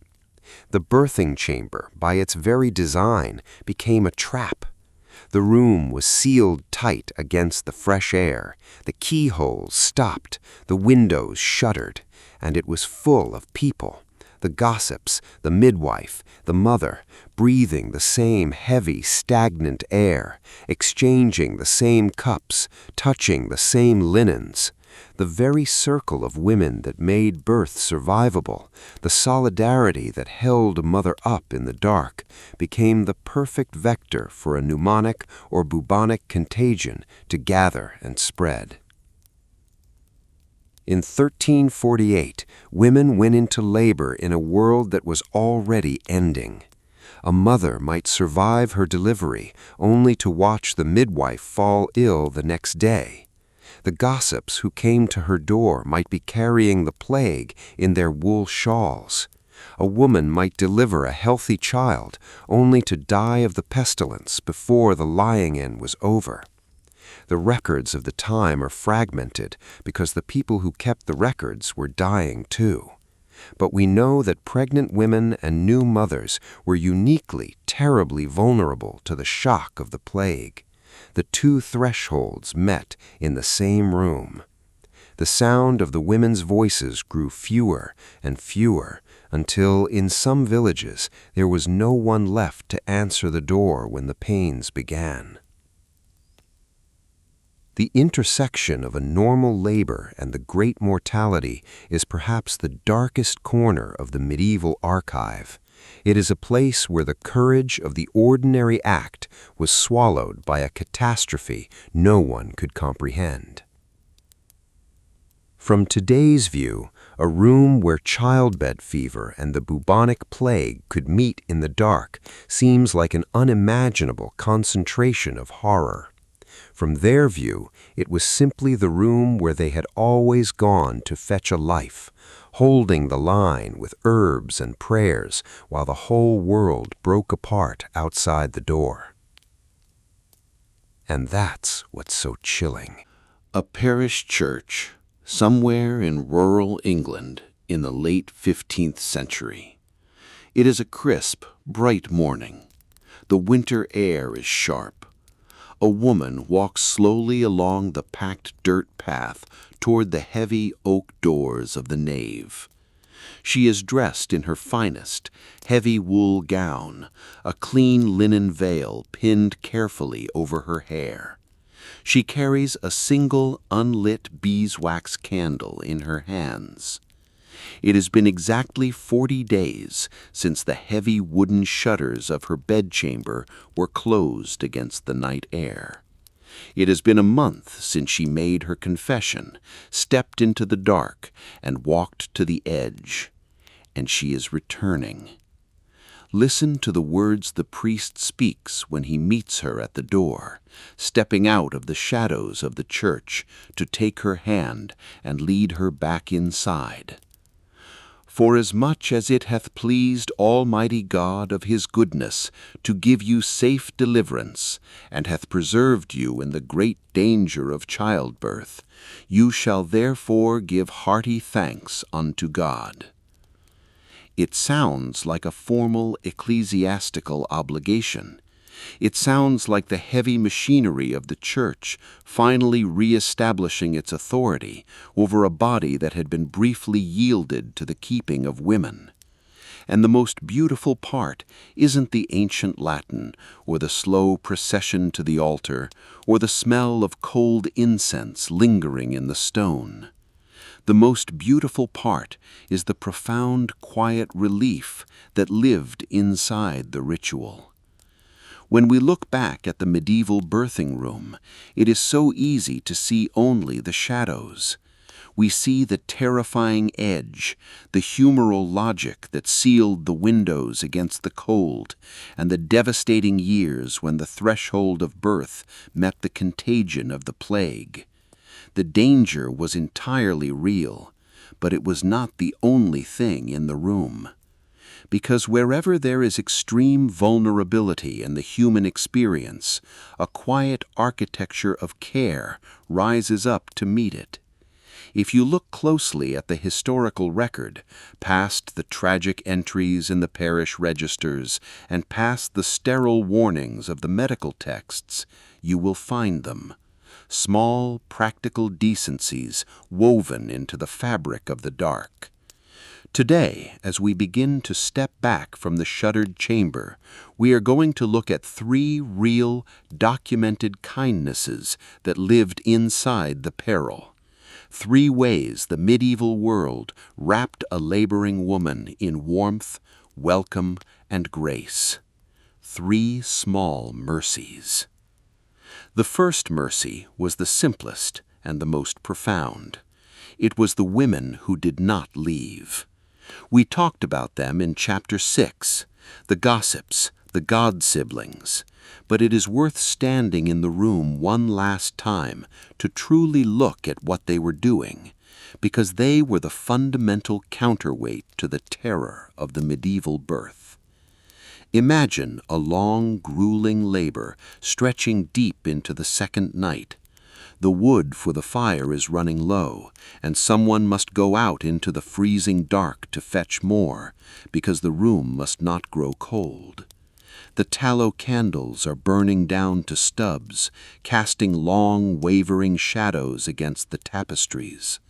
The mother is utterly exhausted, her strength failing, her mind slipping into the terrifying, disorienting space that exhaustion brings.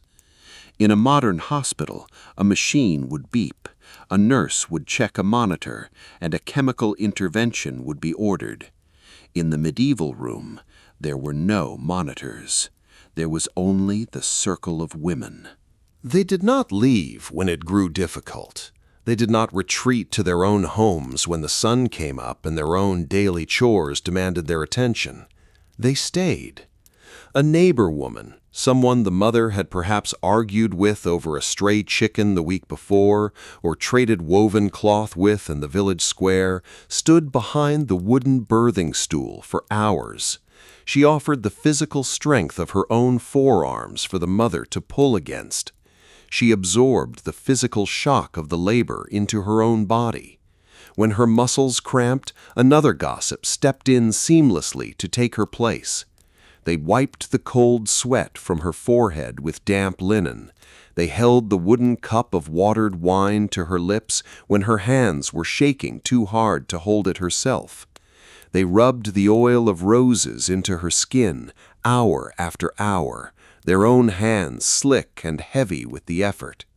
Whatever the medieval world could not do for a laboring woman's body, whatever surgical interventions it lacked, whatever microscopic truths it could not see, it could and did make absolutely sure that she was held. No woman crossed that threshold in an empty room. When the pain spiked, she was not looking at a sterile white ceiling. She was looking at the faces of women who had survived the exact same ordeal, looking back at her with absolute, unflinching competence. In that room, you belonged to the women, and they belonged to you, keeping the watch, tending the fire, and holding the line until the morning. And their care did not end when the child was born. During the long weeks of the lying in, they returned. They swept the rushes from the floor. They tended the older children so the mother would not hear them crying. They brought the warm caudle, the spiced oat gruel, and fed it to her in the dim light of the chamber. They guarded her rest with a fierce, quiet loyalty, building a temporary wall between her fragile, recovering body and the relentless demands of the medieval world. The second mercy was the ritual of the walking back, the churching.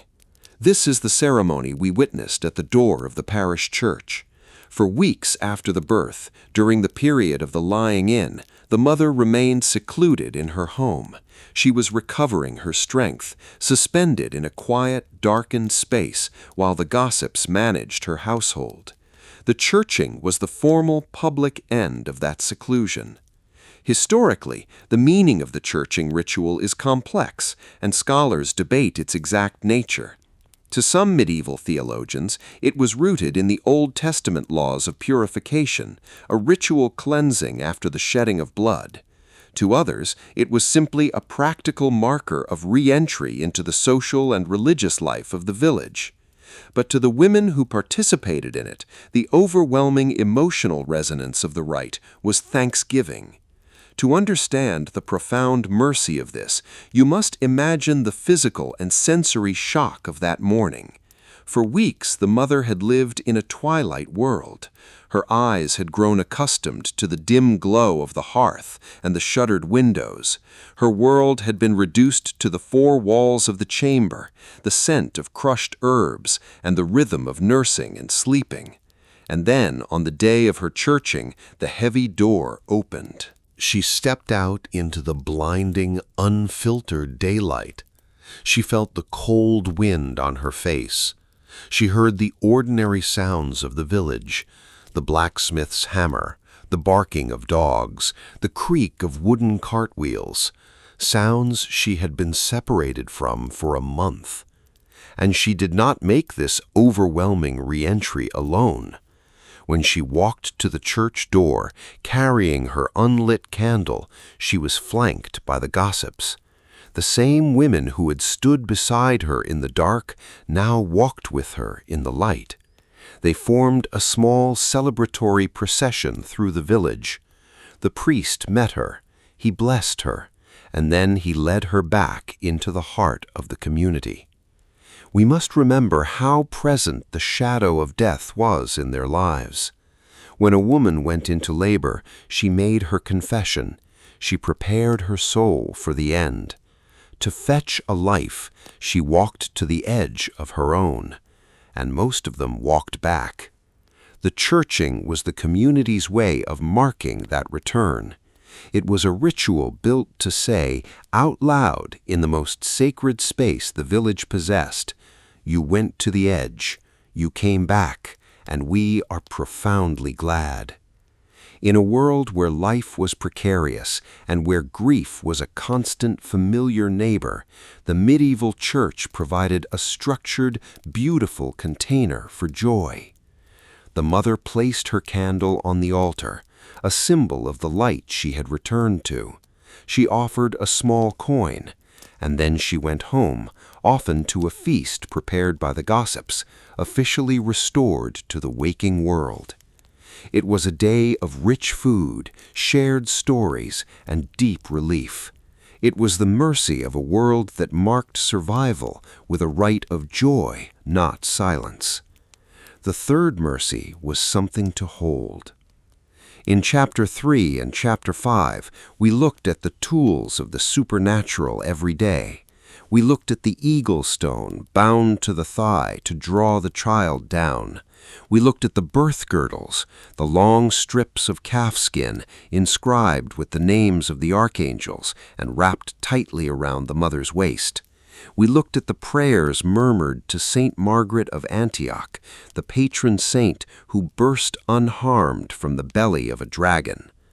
It is easy from our modern vantage point to dismiss these things.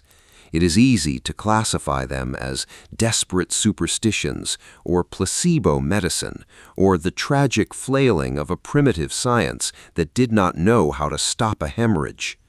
But if you look at them not for their medical efficacy, but for what they provided in the darkest, most terrifying hour of the night, they reveal themselves as a profound kindness. They gave a frightened woman something to hold.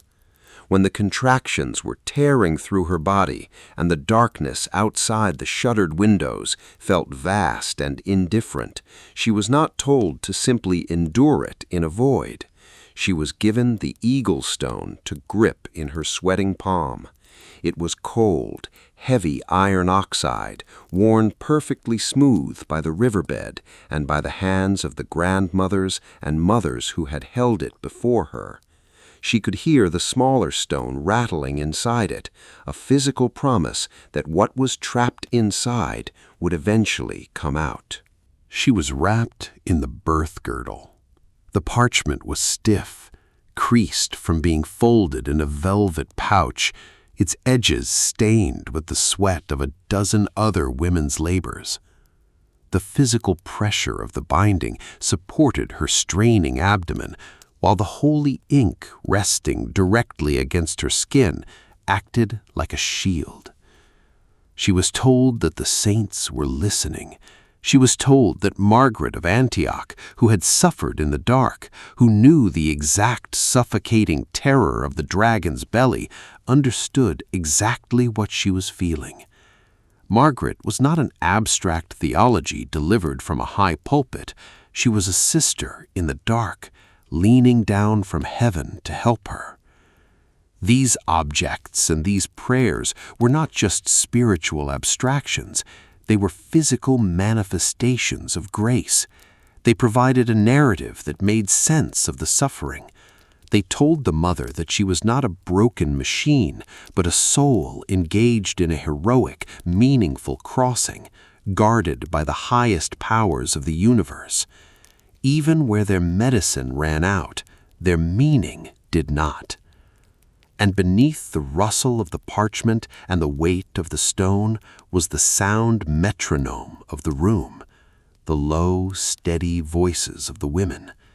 They did not fall silent when the labor grew long. They murmured the prayers over the girdle.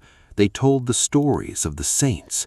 It was the sound of the mercy itself, a human heartbeat, slow and patient, keeping time in the dark, assuring the mother that heaven and her neighbors were both leaning toward her.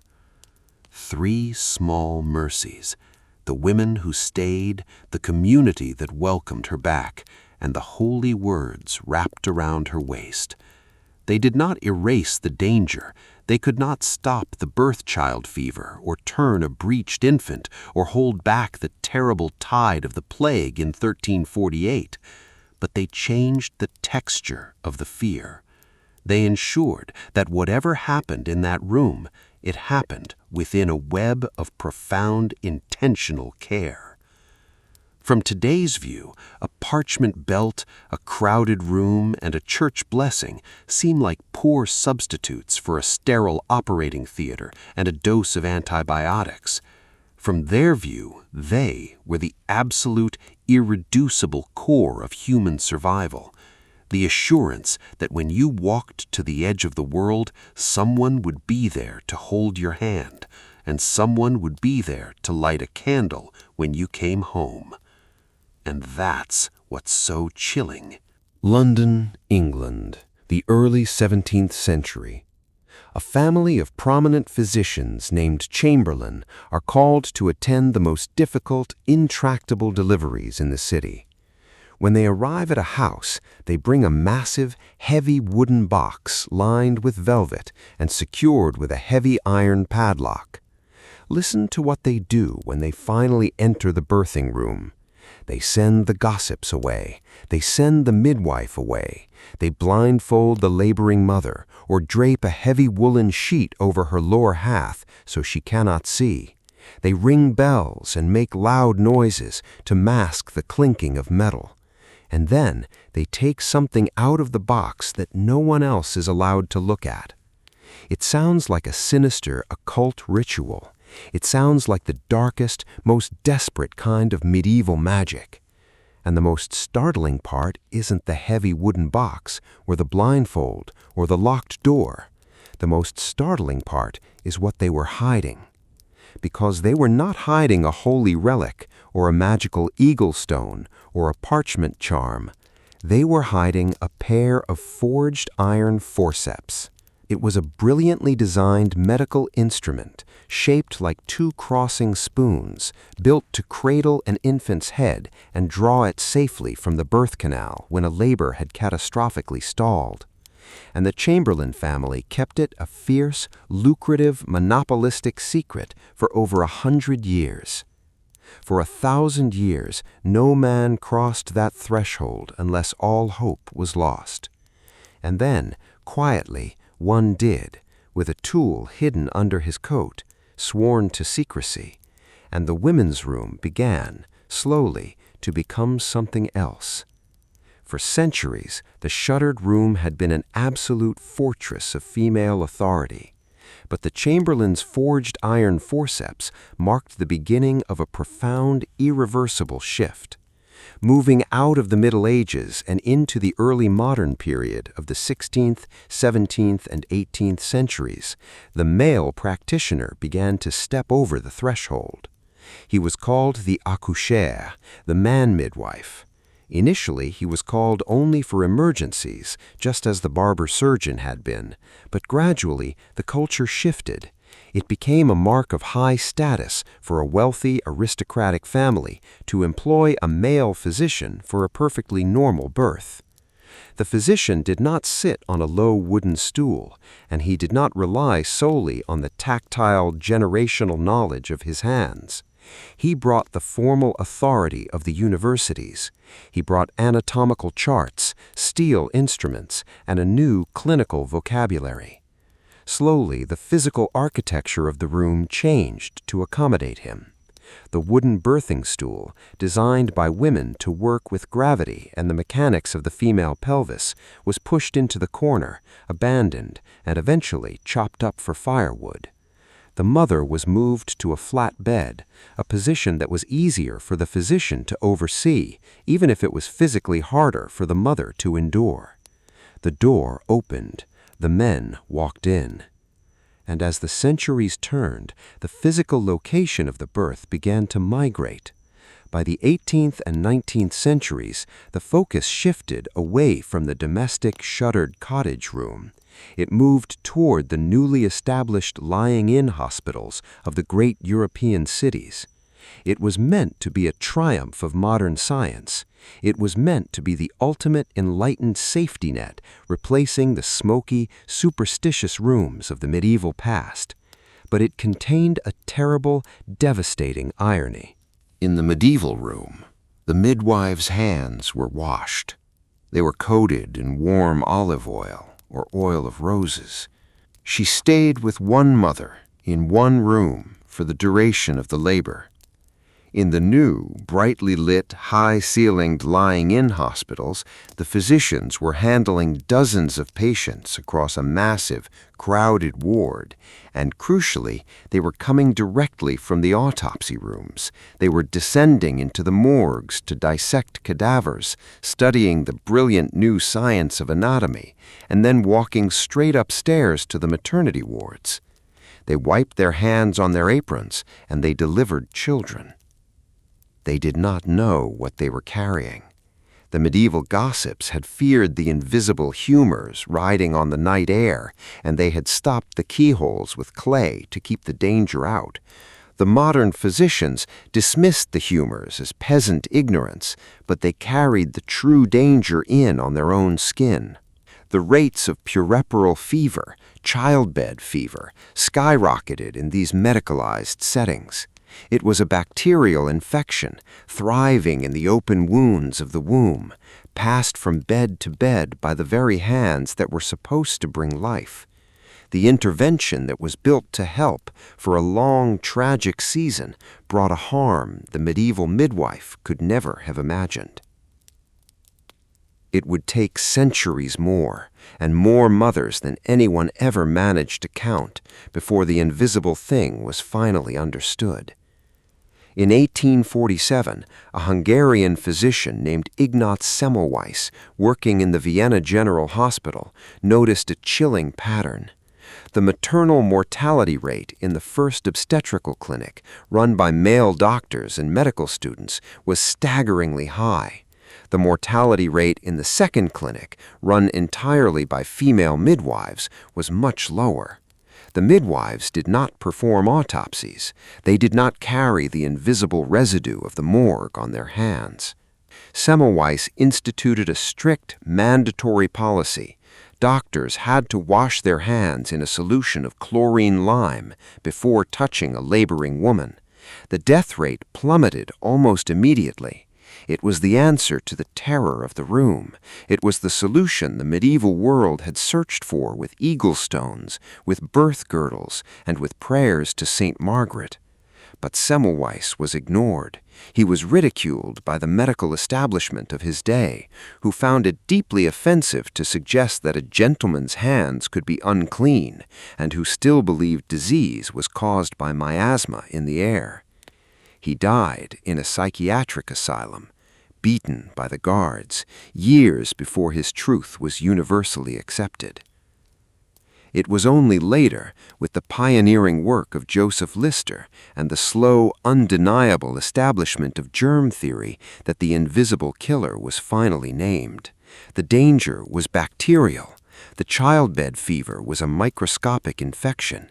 The centuries-long mystery, the shadow that had haunted every woman who ever made her confession before her labor, was finally pulled into the bright, uncompromising light of the microscope. Today, the shuttered room is gone. The heavy tapestries have been taken down from the walls. The fires have burned out. The smell of crushed mugwort and melting tallow has faded entirely into the past. But the room remembers itself. It survives in the physical objects that outlived the women who held them.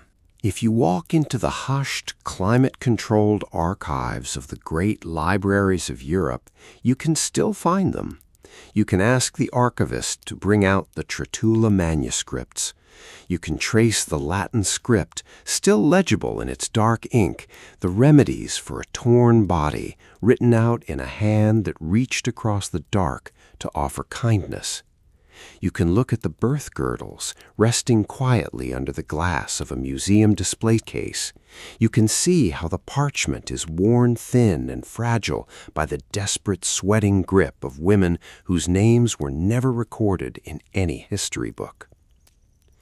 The room survives in our language. Every time we use the word gossip, we are carrying the ghost of the god siblings in our mouths. We are speaking the title of the women who left their beds in the middle of the night, walked through the snow or the mud to stand behind a wooden stool and offer their own bodies as leverage against the pain.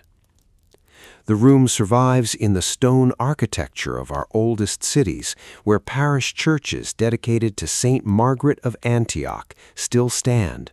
Their altars mark the exact physical coordinates where women carried lit beeswax candles to give thanks for their survival, keeping the churching rite alive in the prayer books for centuries.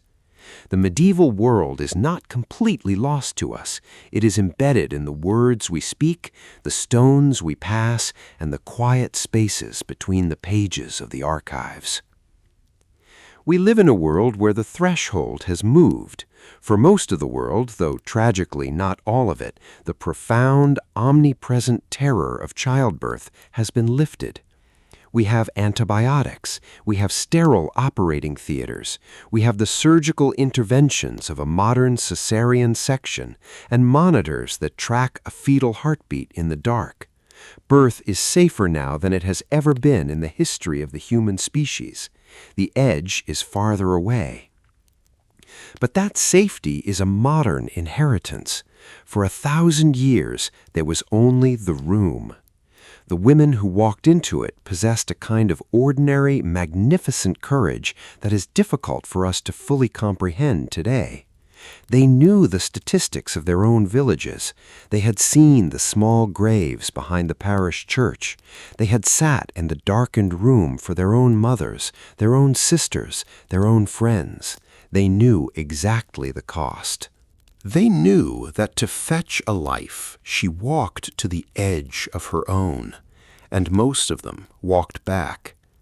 Today, the walk is surrounded by brilliant light and modern science, and vastly more of them walk back.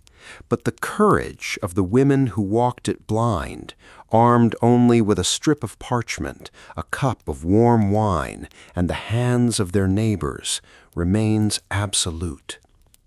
As the centuries passed, the male physicians took over the process. The medicine improved, the mortality rates eventually fell, and the world gained a profound, vital safety that no one would ever trade away. But something was also lost.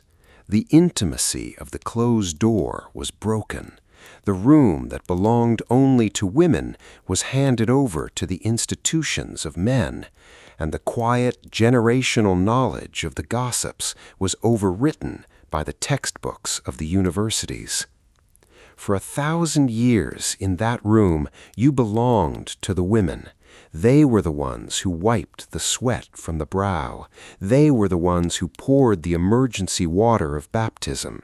They were the ones who washed the body if the threshold proved too wide to cross. And the sound of that room, the low, steady voices of the women, is the sound of human solidarity in its purest, most necessary form. It is the sound of a candle guttering out in a room that no longer exists, leaving only a quiet, enduring memory in the dark. From today's view, the slow eradication of the female midwife by the male medical establishment looks like the inevitable, necessary march of scientific progress. From their view, it was the slow opening of a door that had kept them safe in the dark, dismantling a fortress of women's knowledge, piece by piece. And that's what's so chilling. London, England, July 2026. Outside on the pavement of Euston Road, the summer air is thick and warm. The atmosphere is filled with the endless, heavy noise of the modern city. The rush of traffic, the glow of screens, the hurried pace of thousands of people moving safely through a world mapped by science and medicine. But inside the concrete and glass structure of the Wellcome Collection, the reality shifts completely. If you walk past the public galleries, take the quiet elevator to the upper floors, and enter the rare materials reading room, you will find a silence so deep it feels almost structural. The air in the archive is heavily filtered, temperature-controlled, and deliberately perfectly cool. The lights are kept perpetually dim to protect the fragile, fading pigments of the past. It is a room engineered entirely for preservation, a place where time is politely asked to stand still. There is no urgency here, there is no fear. And there, resting flat on a wedge of gray archival foam, spread out across a long oak table, is a single strip of yellowed sheepskin parchment. It is catalogued simply as Manuscript 632. It was made in the late 15th century, meaning it has survived for over 500 years of history, passing through hands we will never know. It is incredibly long, over 3 meters from end to end, and only about 100 millimeters wide. To look at it is to look at a physical manifestation of desperate, focused hope. The surface of the parchment is covered in tightly packed, faded brown ink. There are long Latin prayers invoking the names of the archangels. There are small, meticulously drawn crucifixes in red pigment, designed to be kissed by terrified lips. There is an image of the bleeding side of Christ, drawn to scale, and a charm invoking the 3 magi who traveled safely through the dark. This was not a book meant to be read quietly on a wooden lectern in a monastery. It was a tool of survival. It was a birth girdle. When you lean close to the glass or hover gently above the archival foam, you can see the physical toll of what this object was actually asked to do. The parchment is not smooth. It is deeply creased in a heavy grid pattern, because for most of its working life, it was folded up into a small, tight square. It was kept in a velvet pouch or a worn leather bag, tucked away in the shadows, waiting for the middle of the night. But the most arresting, heartbreaking details are found along the edges. The margins of the manuscript are warped. They are darkened, stiffened, and stained. Just a few years ago, biomolecular scientists took this exact girdle into a laboratory and gently swabbed those dark stains. Under the sterile, uncompromising light of the microscope, they found the microscopic traces of honey, milk, and cereals, the ingredients of the warm caudle the gossips fed the mother to restore her humors. And they found the unmistakable, undeniable physical proof that this specific piece of parchment was not just symbolic, it was worn. It was wrapped tightly around the swelling, straining abdomen of a frightened woman at the absolute hardest hour of her life. It was tied like a belt around her waist. It absorbed the cold sweat from her skin. It absorbed the spilled warm wine. It absorbed the intense, suffocating heat of the hearth fire that the neighbor women kept burning high through the long night. Today, the girdle rests quietly in a silence where no one is afraid. The heavy metallic scent of the medieval birthing chamber has been replaced by the faint, dry, comforting smell of old paper and dust. The stifling, humid heat of the closed room has been replaced by the gentle, steady hum of modern climate control. And the sound metronome of the room, the low, steady voices of the women, has faded entirely into the hush of the archive. There are no muttered prayers to St. Margaret of Antioch here. There are no neighbors wiping a forehead with cool linen or offering a strong shoulder to brace against. There is only the quiet rustle of a librarian turning a page at a nearby desk. The room that no man could enter has been dismantled by time. Its heavy wooden birthing stools have been burned to ash. Its thick woolen tapestries have been eaten by moths. Its closed doors have been opened to the world, and the secret generational knowledge of the women has been laid down into the quiet record of history. The women who ran that room left almost no names for us to remember them by. The midwives who washed their hands in oil of roses are gone. The gossips who left their own warm beds to sit in the dark, who walked the muddy paths in the dead of winter, are gone. The mothers who lay on the straw mattresses, their eyes fixed on the heavy wooden ceiling, listening to the crackle of the fire, are gone. 1,000 years of the closed room, lit by a single guttering tallow candle, has slipped quietly into the dark. We do not know their names. But the archive remembers. The language remembers. Every time we use the word gossip, we are unknowingly carrying the ghost of the women who stayed, the god-siblings who formed a human shield around a neighbor in pain. The Trotula manuscripts remember the rare, compassionate hands that wrote of their suffering with genuine kindness, and the birth girdle remembers the exact shape of the body it was wrapped around. It is a fragile, surviving witness to the fact that they were not anonymous, tragic statistics in a medical ledger. They were profoundly human women in a warm, dark room, doing the bravest, most ordinary thing there is. In that room, you belonged to the women, and because you belonged to them, you were held, you were guarded, and you were never truly alone. They knew exactly the stakes of the night. They knew the shadow in the corner was real. To fetch a life, she walked to the edge of her own, and most of them walked back. They walked back to the waking world, to the daylight, and to the quiet years that followed, and the small, worn things that walked with them have finally been allowed to rest. The fire has burned down to embers. The heavy wooden door has opened to let in the morning light. The long night of the Middle Ages is over, and the walk is done. Sleep well.